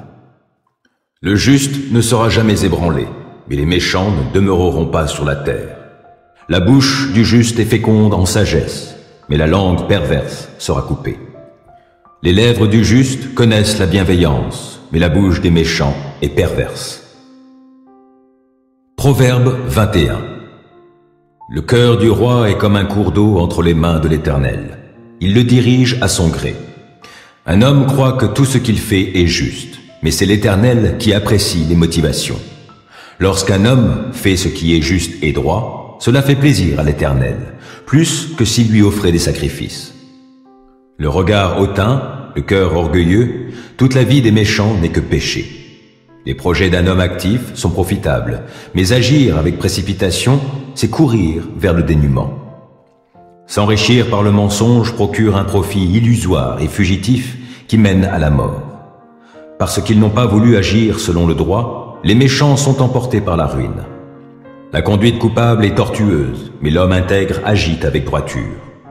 Mieux vaut habiter dans un coin sur un toit en terrasse que de partager la maison d'une femme querelleuse. Le méchant aspire à faire du mal. Même son ami ne trouve pas grâce à ses yeux. Quand le châtiment atteint le moqueur, l'inexpérimenté en devient sage. Et quand on instruit le sage, il acquiert de la connaissance. Le Dieu juste est attentif à ce qui se passe dans la demeure des méchants, et il les précipite dans le malheur. Qui fait la sourde oreille quand le malheureux appelle à l'aide, appellera lui-même à l'aide sans obtenir de réponse. Un cadeau offert en secret apaise la colère, et un pot de vin glissé en cachette calme la plus violente fureur. C'est une joie pour le juste d'agir selon le droit, mais c'est un supplice pour ceux qui font le mal. L'homme qui s'écarte du chemin tracé par le bon sens ira bientôt reposer en compagnie des morts. Qui aime les plaisirs tombera dans l'indigence. Qui a un faible pour le vin et la grande vie ne sera jamais riche. Le méchant servira de rançon pour le juste et le traître pour les hommes droits. Mieux vaut habiter dans un pays désertique qu'avec une femme querelleuse et irritable. Dans la demeure de l'homme sage, on trouve de précieux trésors et des réserves d'huile, mais l'insensé dilapide ce qu'il a. Qui cherche à être juste et bienveillant trouvera la vie. Il sera traité avec justice et honoré. Le sage attaque la cité défendue par de vaillants guerriers et fait tomber le rempart dans lequel elle mettait sa confiance. Qui surveille sa bouche et sa langue s'épargne bien des tourments. Le moqueur est un homme arrogant et hautain qui agit poussé par un orgueil démesuré. Les désirs du paresseux le feront mourir car il refuse de travailler de ses mains. Tout le long du jour, il est en proie à la convoitise, alors que le juste donne sans retenir. Le sacrifice des méchants est une horreur, surtout quand il l'offre avec des arrière-pensées criminelles. Le témoin mensonger périra, mais l'homme qui s'est écouté aura toujours le droit de parler. Le méchant se donne un air assuré, alors que l'homme droit réfléchit à sa conduite. Face à l'Éternel, il n'y a ni sagesse, ni intelligence, ni conseil qui tiennent. Vous pouvez harnacher le cheval pour le jour du combat, mais la victoire dépend de l'Éternel. Proverbe 22. Bon renom vaut mieux que grande richesse, et l'estime des autres est plus précieuse que l'or et l'argent. Riches et pauvres ont ceci en commun. C'est l'Éternel qui les a fait l'un et l'autre. L'homme avisé voit venir le malheur et se met à l'abri. L'homme sans expérience poursuit son chemin et en subira les conséquences. Sois humble et crains l'Éternel. Tu seras riche et honoré, et tu recevras la vie. Le chemin des hommes corrompus est parsemé d'épines et de pièges. Qui veut préserver sa vie s'en tiendra éloigné. Apprends à l'enfant le chemin qu'il doit suivre. Même quand il sera vieux, il n'en déviera pas. Le riche domine le pauvre, qui emprunte se met sous la coupe de son créancier. Qui sème l'injustice moissonnera l'iniquité, et son règne de terreur prendra fin. L'homme qui regarde autrui avec bonté sera béni parce qu'il a partagé son pain avec le pauvre. Chasse le moqueur et la discorde prendra fin. Les querelles et les insultes cesseront. Qui aime les intentions pures et dont les paroles sont bienveillantes aura le roi pour ami. L'Éternel veille à préserver la connaissance, mais il subvertit les propos du perfide. Le paresseux dit « Il y a un lion là dehors, je risque d'être déchiré en pleine rue. » La bouche des femmes adultères est comme une fosse profonde. Celui contre qui l'Éternel est irrité y tombera. La tendance à faire des actions déraisonnables est ancrée dans le cœur de l'enfant. Le bâton de la correction l'en extirpera. Qui opprime le pauvre pour réaliser un gain, ou qui fait des cadeaux aux riches, finira dans la pauvreté. Prête l'oreille et écoute les paroles des sages. Applique ton cœur à mon enseignement, car tu auras du plaisir à garder ces maximes au fond de ton cœur et à les avoir à la disposition de tes lèvres. Pour que tu mettes ta confiance en l'Éternel, je vais t'instruire, toi aussi, aujourd'hui. J'ai consigné par écrit pour toi une trentaine de maximes comportant des conseils et des réflexions, pour t'apporter une connaissance sûre des paroles vraies. Ainsi tu pourras donner des réponses vraies à celui qui t'envoie. Ne profite pas de la pauvreté de ton prochain pour le dépouiller. N'écrase pas en justice celui qui est dans la misère, car l'Éternel prendra leur cause en main et il ravira la vie à ceux qui auront ravi leur bien. Ne te lie pas d'amitié avec un homme coléreux et ne fréquente pas celui qui s'emporte pour un rien de peur d'acquérir le même comportement et de mettre ainsi ta vie en péril. Ne t'engage pas pour cautionner autrui et ne te porte pas garant d'un emprunt, car si tu n'es pas en mesure de payer, pourquoi t'exposerais-tu à te voir enlevé jusqu'au lit où tu reposes? Ne déplace pas les anciennes bornes que tes ancêtres ont placées. Connaissez-vous un homme habile dans ce qu'il fait? Il ne restera pas au service de gens obscurs, mais il entrera au service des rois. Ecclésiaste 9. Oui, j'ai beaucoup réfléchi à tout cela, et tout ce que j'ai compris, c'est que les justes, les sages et tous leurs travaux sont dans la main de Dieu. L'homme ne sait pas s'il rencontrera l'amour ou la haine. Il peut tout envisager. Tout est pareil pour tous. Un même sort atteint le juste et le méchant, celui qui est bon et pur et celui qui est impur, celui qui offre des sacrifices et celui qui n'en offre pas, le bon comme le pécheur et celui qui prête serment comme celui qui n'ose pas le faire. Parmi tout ce qui se passe sous le soleil, voilà bien un mal.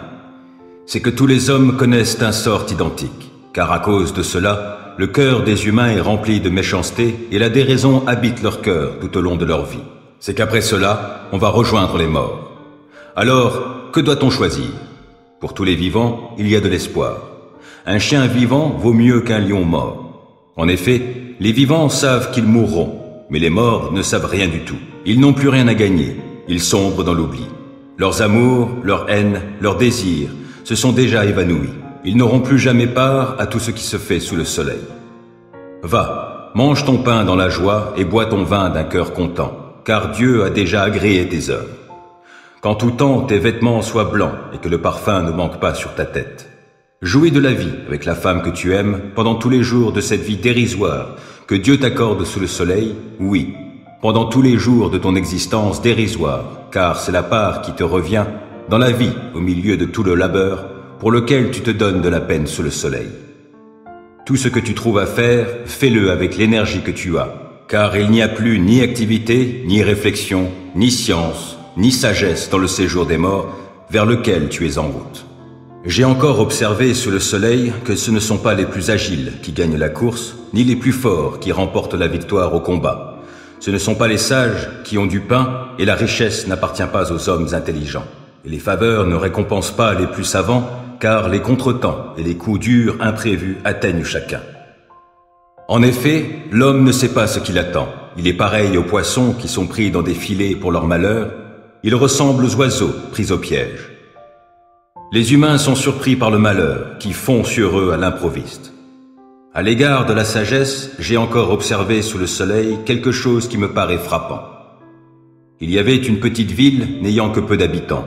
Un roi puissant marcha contre elle, l'assiégea et dressa contre elle des travaux de siège considérables. Dans la ville se trouvait un homme pauvre mais sage qui aurait pu sauver la ville grâce à sa sagesse. Mais personne ne pensa à cet homme pauvre.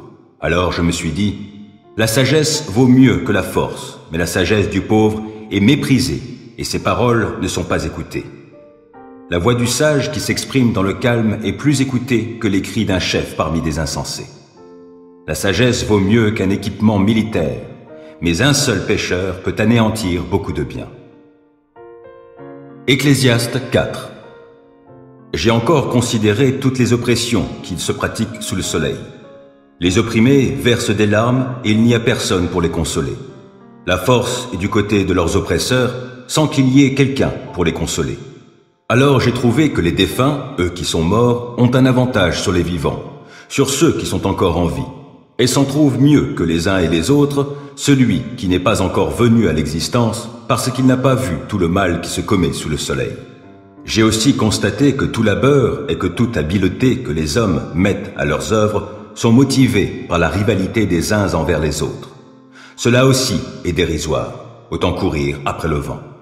Celui qui se croise les bras est un insensé, et il se détruit lui-même. Il vaut mieux une main pleine de repos que deux mains pleines de labeur, que de courir ainsi après le vent. J'ai encore constaté une autre chose dérisoire sous le soleil. Voilà un homme seul qui n'a personne avec lui, ni fils, ni frère, et pourtant il travaille dur sans jamais s'arrêter. Jamais ses yeux ne se rassasient de richesse. Pour qui donc est-ce que je travaille si dur? Pour qui est-ce que je me prive de bonnes choses? Se dit-il. Cela aussi est dérisoire. C'est une bien mauvaise affaire. Mieux vaut être à deux que tout seul. On tire alors un bon profit de son labeur. Et si l'un tombe, l'autre le relève. Mais malheur à celui qui est seul et qui vient à tomber sans avoir personne pour l'aider à se relever. De même, si deux personnes dorment ensemble, elles se tiennent chaud. Mais comment celui qui est seul se réchauffera-t-il? Un homme seul est facilement maîtrisé par un adversaire, mais à deux, ils pourront tenir tête à celui-ci. Et une corde faite de 3 cordelettes tressées n'est pas vite rompue. Mieux vaut un jeune homme pauvre mais sage qu'un roi âgé et insensé qui ne sait plus écouter les conseils. Mais que le jeune successeur soit sorti de prison pour accéder au trône, ou encore qu'il soit né pauvre dans le royaume, j'ai constaté que tous les humains qui vivent sous le soleil se rallient à lui lorsqu'il prend la place du roi. Il n'y a pas de fin au cortège de tout ce peuple, de tous ces gens dont il a pris la tête. Et pourtant, la génération suivante ne se félicitera pas davantage d'avoir un tel roi. Cela encore est dérisoire, autant courir après le vent. Veille bien sur tes pas lorsque tu te rends au sanctuaire de Dieu. Il est préférable de s'y rendre pour écouter plutôt que pour offrir un sacrifice à la manière des insensés qui n'ont même pas conscience de faire le mal. Ecclésiaste 10. Les mouches mortes gâtent et font fermenter l'huile parfumée. Un brin de folie a plus d'effet que la sagesse et l'honneur.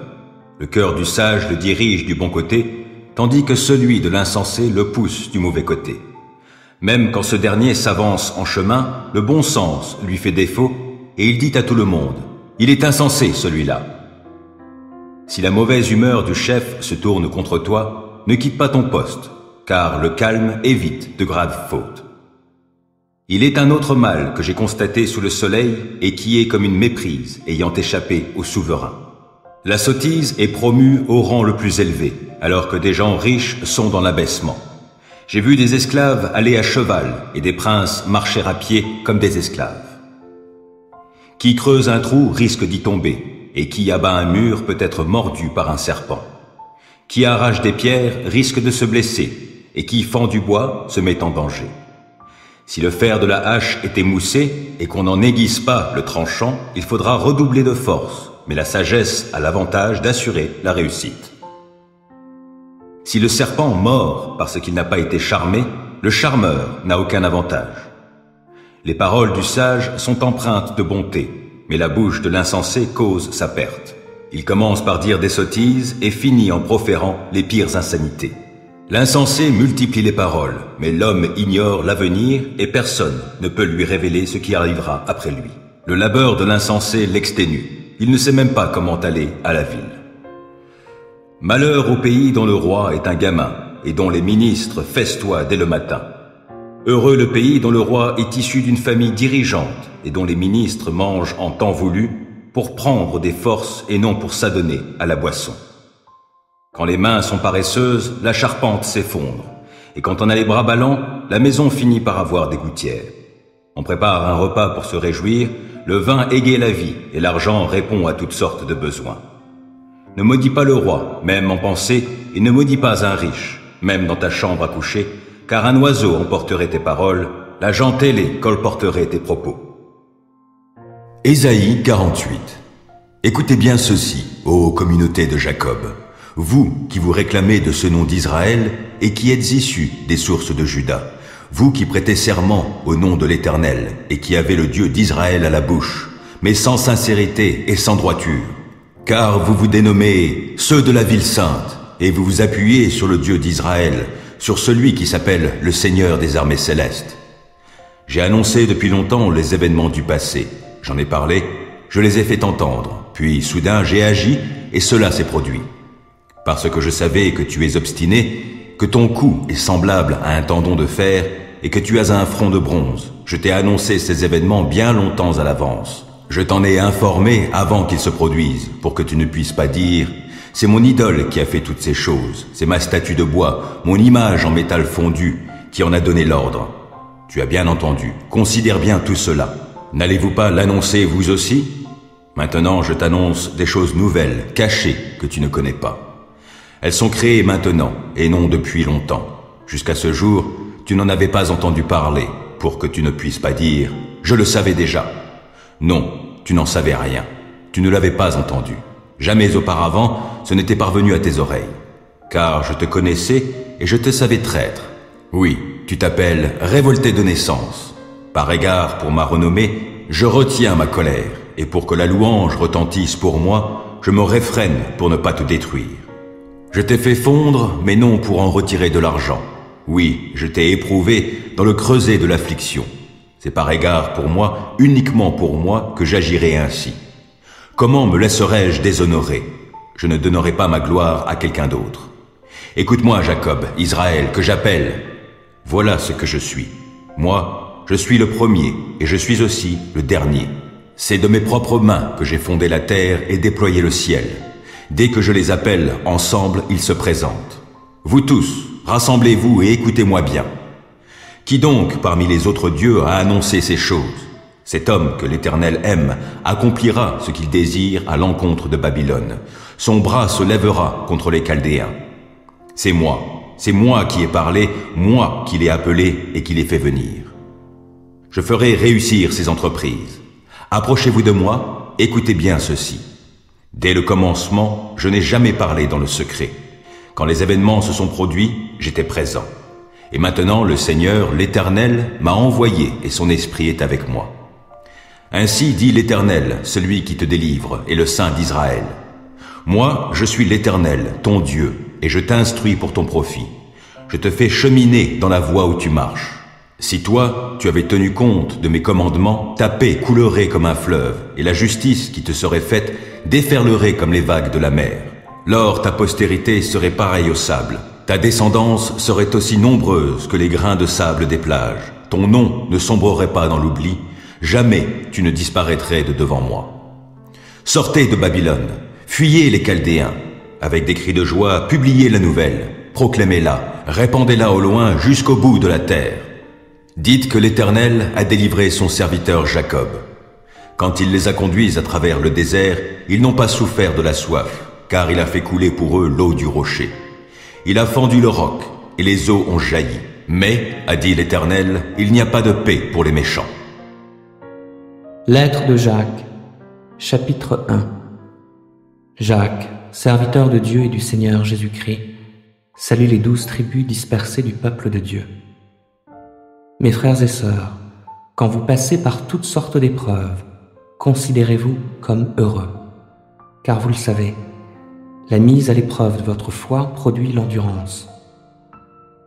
Mais il faut que votre endurance aille jusqu'au bout de ce qu'elle peut faire, pour que vous parveniez à l'état d'adulte et soyez plein de force, des hommes auxquels il ne manque rien.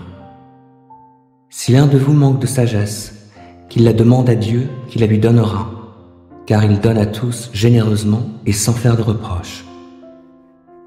Il faut cependant qu'il la demande avec foi, sans douter, car celui qui doute ressemble aux vagues de la mer, agité et soulevé par le vent. Qu'un tel homme ne s'imagine pas obtenir quoi que ce soit du Seigneur. Son cœur est partagé, il est inconstant dans toutes ses entreprises. Que le frère ou la sœur pauvre soit fier de ce que Dieu l'élève, et le riche de ce que Dieu l'abaisse. En effet, il passera comme la fleur des champs. Le soleil se lève, sa chaleur devient brûlante, et la plante se dessèche. Sa fleur tombe, et toute sa beauté s'évanouit. Ainsi en est-il du riche. Il disparaîtra au milieu de ses activités. Heureux l'homme qui tient ferme face à la tentation, car après avoir fait ses preuves, il recevra la couronne du vainqueur, la vie que Dieu a promise à ceux qui l'aiment. Que personne, devant la tentation, ne dise « c'est Dieu qui me tente », car Dieu ne peut pas être tenté par le mal, et il ne tente lui-même personne. Lorsque nous sommes tentés, ce sont les mauvais désirs que nous portons en nous qui nous attirent et nous séduisent. Puis le mauvais désir conçoit et donne naissance au péché. Or le péché, une fois parvenu à son plein développement, engendre la mort. Ne vous laissez donc pas égarer sur ce point, mes chers frères et sœurs. Tout cadeau de valeur, tout don parfait nous vient d'en haut, du Père des Lumières, et en qui il n'y a ni changement, ni ombre due à des variations.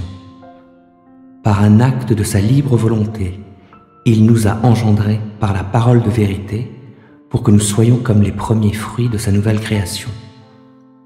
Vous savez tout cela, mes chers frères et sœurs. Mais que chacun de vous soit toujours prêt à écouter, qu'il ne se hâte pas de parler, ni de se mettre en colère. Car ce n'est pas par la colère qu'un homme accomplit ce qui est juste aux yeux de Dieu. Débarrassez-vous donc de tout ce qui souille, et de tout ce qui reste en vous de méchanceté, pour recevoir, avec humilité, la parole qui a été plantée dans votre cœur, car elle a le pouvoir de vous sauver. Seulement, ne vous contentez pas de l'écouter, traduisez-la en actes, sans quoi vous vous tromperiez vous-même. En effet, si quelqu'un se contente d'écouter la parole sans y conformer ses actes, il ressemble à un homme qui, en s'observant dans un miroir, découvre son vrai visage. Après s'être ainsi observé, il s'en va et oublie ce qu'il est. Voici, au contraire, un homme qui scrute la loi parfaite qui donne la liberté. Il lui demeure fidèlement attaché, et au lieu de l'oublier après l'avoir entendu, il y conforme ses actes. Cet homme sera heureux dans tout ce qu'il fait. Mais si quelqu'un croit être religieux, alors qu'il ne sait pas tenir sa langue en bride, il s'illusionne lui-même. Sa religion ne vaut rien. La religion authentique et pure aux yeux de Dieu, le Père, consiste à aider les orphelins et les veuves dans leur détresse et à ne pas se laisser corrompre par ce monde. Troisième lettre de Jean, chapitre 1. L'Ancien, à mon bien cher Gaius, que j'aime dans la vérité. Cher ami, je souhaite que tu prospères à tous égards et que tu sois en aussi bonne santé physique que tu l'es spirituellement. Je me suis beaucoup réjoui lorsque des frères sont venus de chez toi et m'ont rendu ce témoignage. tu demeures attaché à la vérité et tu vis selon cette vérité. Je n'ai pas de plus grande joie que d'apprendre que mes enfants vivent selon la vérité. Cher ami, tu agis avec fidélité dans ce que tu accomplis pour les frères qui, de plus, sont des étrangers pour toi. Ils ont rendu témoignage à ton amour devant l'Église. Tu agiras bien si tu pourvois à la suite de leur voyage d'une façon qui plaît à Dieu. En effet, c'est pour proclamer Christ qu'ils sont partis sans rien accepter de la part des non-croyants. C'est donc notre devoir d'accueillir de tels hommes. Ainsi, nous collaborerons à ce qu'ils font pour la vérité. J'ai écrit quelques mots à l'Église, mais Diotrephe, qui veut être le chef parmi eux, ne tient aucun compte de nous. Aussi, quand je viendrai, je rendrai les autres attentifs à sa manière d'agir. Il tient de méchants propos contre nous, et, non content de cela, il refuse de recevoir les frères de passage. En plus, ceux qui seraient désireux de les accueillir, il les en empêche et les chasse de l'Église. Cher ami, n'imite pas le mal, mais le bien. Celui qui fait le bien est de Dieu. Celui qui commet le mal ne sait rien de Dieu. Quant à Démétrius, tout le monde n'en dit que du bien, et la vérité elle-même témoigne en sa faveur. Nous lui rendons nous aussi un témoignage positif, et tu sais que notre témoignage est vrai. J'aurais bien des choses à t'écrire, mais je ne veux pas les confier à l'encre et à la plume. J'espère te voir bientôt, et alors nous nous entretiendrons de vive voix. Que la paix soit avec toi. Les amis te saluent. Salue nos amis, chacun personnellement. Éphésiens 5. Puisque vous êtes les enfants bien-aimés de Dieu, suivez l'exemple de votre Père. Que votre vie soit dirigée par l'amour. De même que Christ nous a aimés et a livré lui-même sa vie à Dieu pour nous, comme une offrande et un sacrifice dont le parfum plaît à Dieu. Quant à l'immoralité et aux pratiques dégradantes, sous toutes leurs formes, et à la soif de posséder, qu'il n'en soit pas même question entre vous. Ce ne sont pas des sujets de conversation qui conviennent aux membres du peuple saint, pas plus que les propos grossiers ou stupides et les plaisanteries équivoques. C'est inconvenant. Exprimez plutôt votre reconnaissance envers Dieu. Car sachez-le bien, aucun homme qui se livre à l'immoralité, à des pratiques dégradantes ou à la soif de posséder, qui est une idolâtrie, n'a d'héritage dans le royaume de Christ et de Dieu. Que personne ne vous trompe par des discours sans valeur. Ce sont ces désordres qui attirent la colère de Dieu sur ceux qui refusent de lui obéir. Ne vous associez pas à ces gens-là. Autrefois, certes, vous apparteniez aux ténèbres, mais à présent, par votre union avec le Seigneur, vous appartenez à la lumière.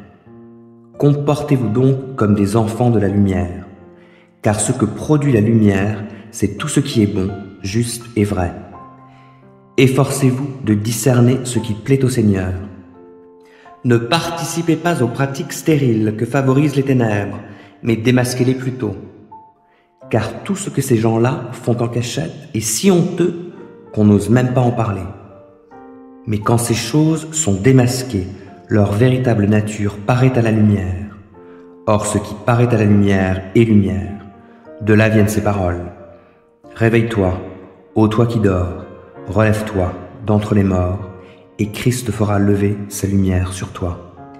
Veillez donc avec soin à votre manière de vivre. Ne vous comportez pas comme des insensés, mais comme des gens sensés. Mettez à profit les occasions qui se présentent à vous, car nous vivons des jours mauvais. C'est pourquoi ne soyez pas déraisonnables, mais comprenez ce que le Seigneur attend de vous.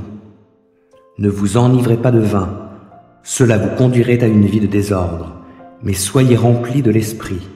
Ainsi, vous vous entretiendrez par le chant de psaumes, d'hymnes et de cantiques inspirés par l'Esprit.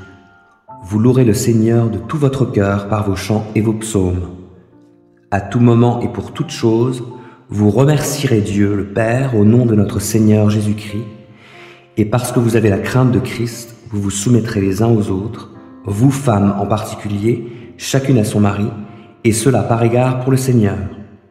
Le mari, en effet, est le chef de sa femme, comme Christ est la tête, le chef de l'Église, qui est son corps et dont il est le sauveur. Mais comme l'Église se soumet à Christ, qu'ainsi aussi la femme se soumette en toutes circonstances à son mari. Quant à vous, mari, que chacun de vous aime sa femme comme Christ a aimé l'Église. Il a donné sa vie pour elle, afin de la rendre digne de se tenir devant Dieu après l'avoir purifiée par sa parole, comme par le bain nuptial.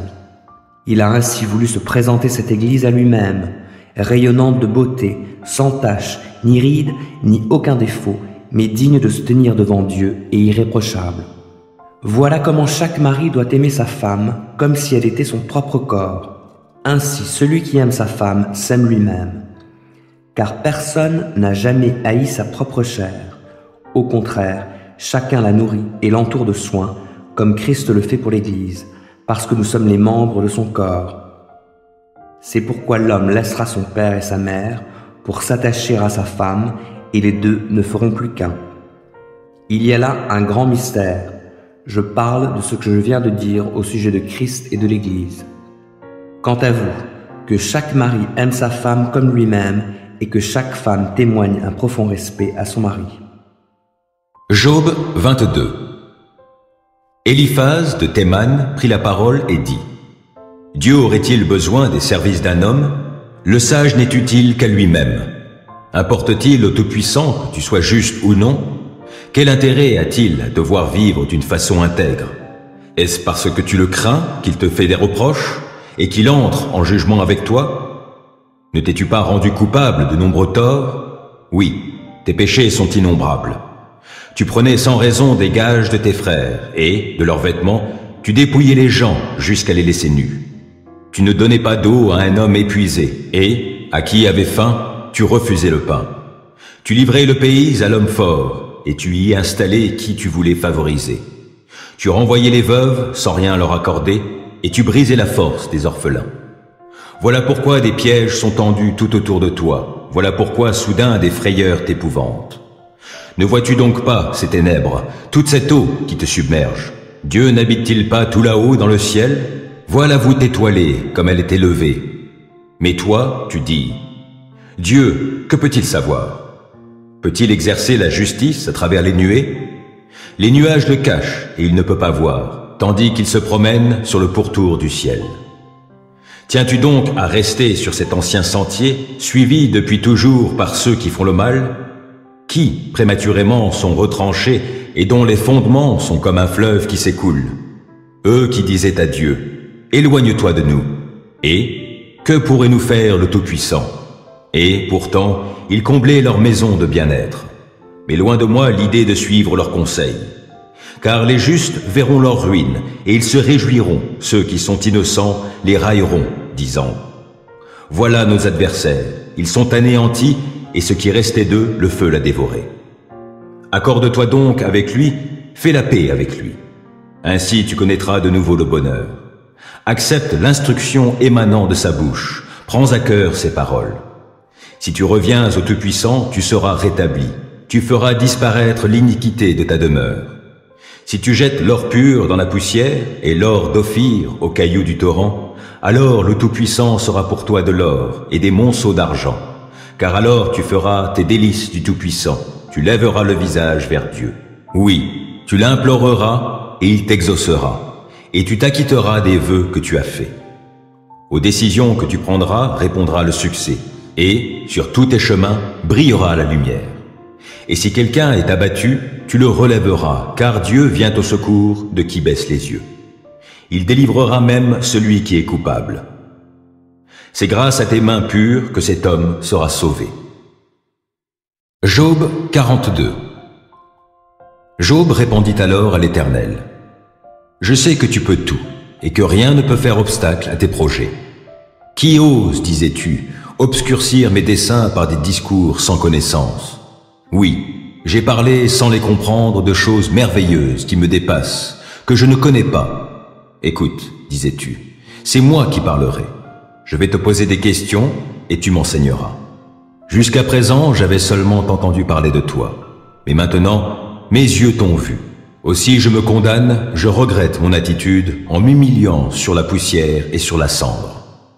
Après avoir dit ces choses à Job, l'Éternel s'adressa à Éliphaz de Théman et lui dit: Je suis très en colère contre toi et tes deux amis, car contrairement à mon serviteur Job, vous n'avez pas parlé de moi correctement. Procurez-vous donc maintenant 7 taureaux et 7 béliers, et allez trouver mon serviteur Job. Vous offrirez ces animaux pour vous en holocauste. Et mon serviteur Job priera pour vous. C'est par égard pour lui que je ne vous traiterai pas selon votre folie. Car contrairement à mon serviteur Job, vous n'avez pas parlé de moi correctement. Eliphaz de Théman, Bildad de Shua et Tsophar de Naama allèrent accomplir ce que l'Éternel leur avait demandé. L'Éternel eut égard à la prière de Job. Puis, lorsque Job eut prié pour ses amis, l'Éternel le rétablit dans son ancienne condition. Il donna même à Job 2 fois autant des biens qu'il avait possédés. Tous les frères et sœurs de Job et toutes ses connaissances vinrent lui rendre visite. Ils partagèrent un repas avec lui dans sa maison. Ils le consolèrent et ils lui témoignèrent toute leur compassion pour tous les malheurs que l'Éternel lui avait envoyés. Chacun d'entre eux lui donna une pièce d'argent et un anneau d'or. L'Éternel bénit le reste de la vie de Job plus que la première partie, si bien qu'il posséda 14 000 moutons et chèvres et 6 000 chameaux, 1000 paires de bœufs et 1000 ânesses. Il eut aussi 7 fils et 3 filles. Il nomma la première Yemima, tourterelle. La deuxième eut pour nom Ketsia, fleur de cannelle. Et la troisième, Keren Apuk, phare à paupières. On ne pouvait trouver dans le pays entier des femmes aussi belles que les filles de Job. Leur père leur donna une part d'héritage au même titre qu'à leurs frères. Après cela, Job vécut encore 140 ans, de sorte qu'il vit ses descendants jusqu'à la 4e génération. Puis Job mourut âgé et rassasié de jours. Genèse 4. L'homme s'unit à Ève, sa femme. Elle devint enceinte et donna naissance à Caïn. Elle dit, « J'ai formé un homme avec l'aide de l'Éternel. » Elle mit encore au monde le frère de Caïn, Abel. Abel devint berger et Caïn cultivateur. Au bout d'un certain temps, Caïn présenta des produits de la terre en offrande à l'Éternel. Abel, lui aussi, fit une offrande. Il présenta les premiers-nés de son troupeau et en offrit les meilleurs morceaux. L'Éternel prêta attention à Abel et à son offrande, mais pas à Caïn et son offrande. Cela mit Caïn dans une grande colère et son visage s'assombrit.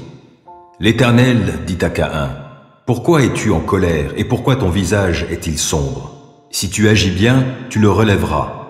Mais si tu n'agis pas bien, le péché est tapis à ta porte. Son désir se porte vers toi, mais toi, domine-le. » Mais Caïn dit à son frère Abel, « Allons au champ. » Et lorsqu'ils furent dans les champs, Caïn se jeta sur son frère Abel et le tua. Alors l'Éternel demanda à Caïn, « Où est ton frère Abel ?»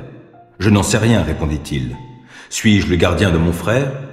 Dieu lui dit, « Qu'as-tu fait ? J'entends le sang de ton frère crier vengeance depuis la terre jusqu'à moi. Maintenant, tu es maudit et chassé loin du sol qui a bu le sang de ton frère versé par ta main. Lorsque tu cultiveras le sol, il te refusera désormais ses produits. Tu seras errant et fugitif sur la terre. » Caïn dit à l'Éternel, « Ma faute est trop lourde à porter. Voici que tu me chasses aujourd'hui loin du sol fertile, et je devrais me cacher loin de toi. Je serai errant et fugitif sur la terre, et si quelqu'un me trouve, il me tuera. » L'Éternel lui dit, « Eh bien, si on tue Caïn, il sera vengé 7 fois. » Et l'Éternel marqua Caïn d'un signe pour qu'il ne soit pas tué par qui le rencontrerait.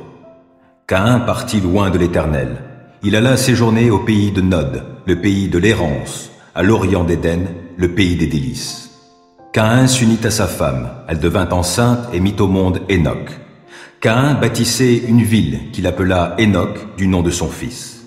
Hénoc fut l'ancêtre d'Irad, qui eut pour descendants Méhouyaël, Métouchaël et Lémec. Lémec prit 2 femmes pour épouses. L'une s'appelait Ada et l'autre Tsilia. Ada mit au monde Yabal, le père des nomades habitant sous des tentes et au milieu de leurs troupeaux. Il avait pour frère Yubal, le père de tous ceux qui jouent de la lyre et de la flûte. Tsia, de son côté, mit au monde Tubal-Caïn, qui forgeait tous les instruments de bronze et de fer. La sœur de Tubal-Caïn s'appelait Naama.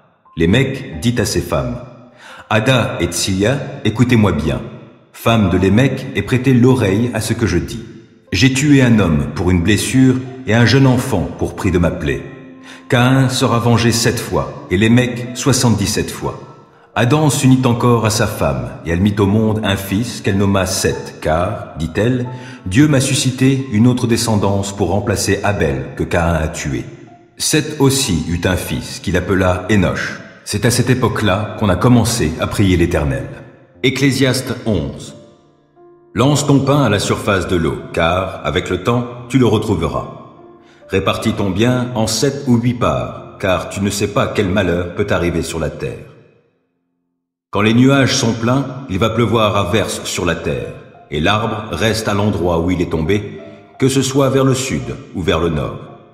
Celui qui prête trop attention au vent ne sèmera jamais, et celui qui observe toujours les nuages ne moissonnera pas.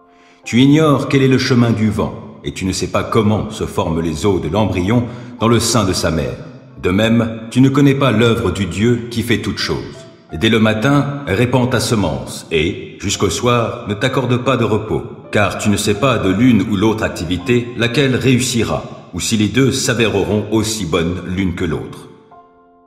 Agréable est la lumière, et il fait bon de voir le soleil. C'est pourquoi, si quelqu'un vit de nombreuses années, qu'il les passe toutes dans la joie, mais qu'il n'oublie pas que les jours sombres seront nombreux, et que tout ce qui est à venir est dérisoire. Jeune homme, réjouis-toi au cours de tes jeunes années, et que ton cœur se fasse du bien pendant ta jeunesse. Marche sur les chemins où tu voudras aller, et va vers ce que tu désires, en sachant que pour tout cela, Dieu te fera venir en jugement. Bannis le chagrin de ton cœur, garde-toi de ce qui te causerait de la souffrance, car la jeunesse, le printemps de la vie sont dérisoires. 4e livre des psaumes. Psaume 90. Ô Seigneur, d'âge en âge, tu as été notre refuge. Avant que soient nées les montagnes et que tu aies créé la terre et l'univers, de toute éternité et pour l'éternité, toi, tu es Dieu. Tu fais retourner l'homme à la poussière, et tu dis aux humains, retournez-y, car 1000 ans à tes yeux sont comme le jour d'hier qui est déjà passé, comme une seule veille au milieu de la nuit. Tu les plonges dans le sommeil, et ils sont au matin comme l'herbe éphémère qui fleurit le matin et passe vite. Le soir, elle se fane et se flétrit. Nous sommes consumés par ta colère, ta fureur nous effraie. Tu as mis devant toi tous nos péchés, et tu mets en lumière tout ce que nous cachons. Tous nos jours disparaissent par ta colère, et nous achevons nos années comme un murmure. Le temps de notre vie, c'est 70 ans au mieux, 80 ans pour les plus vigoureux, et leur agitation n'est que peine et misère. Car le temps passe vite et nous nous envolons. Qui donc connaît l'intensité de ta colère et ton courroux à la mesure de la crainte qui t'est due? Oh, apprends-nous à bien compter nos jours afin que notre cœur acquiert la sagesse. Tourne-toi de nouveau vers nous, ô Éternel. Jusque à quand tarderas-tu encore? Aie pitié de tes serviteurs. Rassasie-nous tous les matins de ton amour et nous crierons de joie pleins d'allégresse tout au long de nos jours. Rends-nous en jours de joie les jours de nos épreuves, et en années de joie nos années de malheur. Que tes serviteurs voient tes œuvres, et que ta splendeur brille sur leurs descendants. Que le Seigneur, notre Dieu, nous accorde sa faveur. Fais prospérer pour nous l'ouvrage de nos mains. Oh oui, fais prospérer l'ouvrage de nos mains. Psaume 20. Que l'Éternel t'exauce au jour de la détresse, et que le Dieu de Jacob te protège. Que, de son sanctuaire, il t'envoie du secours, et que, depuis Sion, il te soutienne. Qu'il tienne compte de toutes tes offrandes, et que tes holocaustes soient agréés par lui. Qu'il daigne t'accorder ce que ton cœur souhaite, qu'il fasse s'accomplir tout ce que tu projettes. Pour fêter ta victoire, nous crierons notre joie, déployant nos bannières pour la gloire de notre Dieu. Que l'Éternel exauce toutes tes requêtes. Oui, je sais maintenant que l'Éternel sauve son roi qui a reçu l'onction. Il lui répond de sa demeure sainte au ciel, en opérant sa délivrance par l'action de sa force. Aux uns, les chars de guerre, aux autres, les chevaux. Pour notre part, c'est sur l'Éternel, notre Dieu, que nous comptons. Eux, ils fléchissent et ils tombent. Nous restons debout et tenons fermement. Éternel, sauve notre roi, qu'il nous réponde quand nous faisons appel à lui.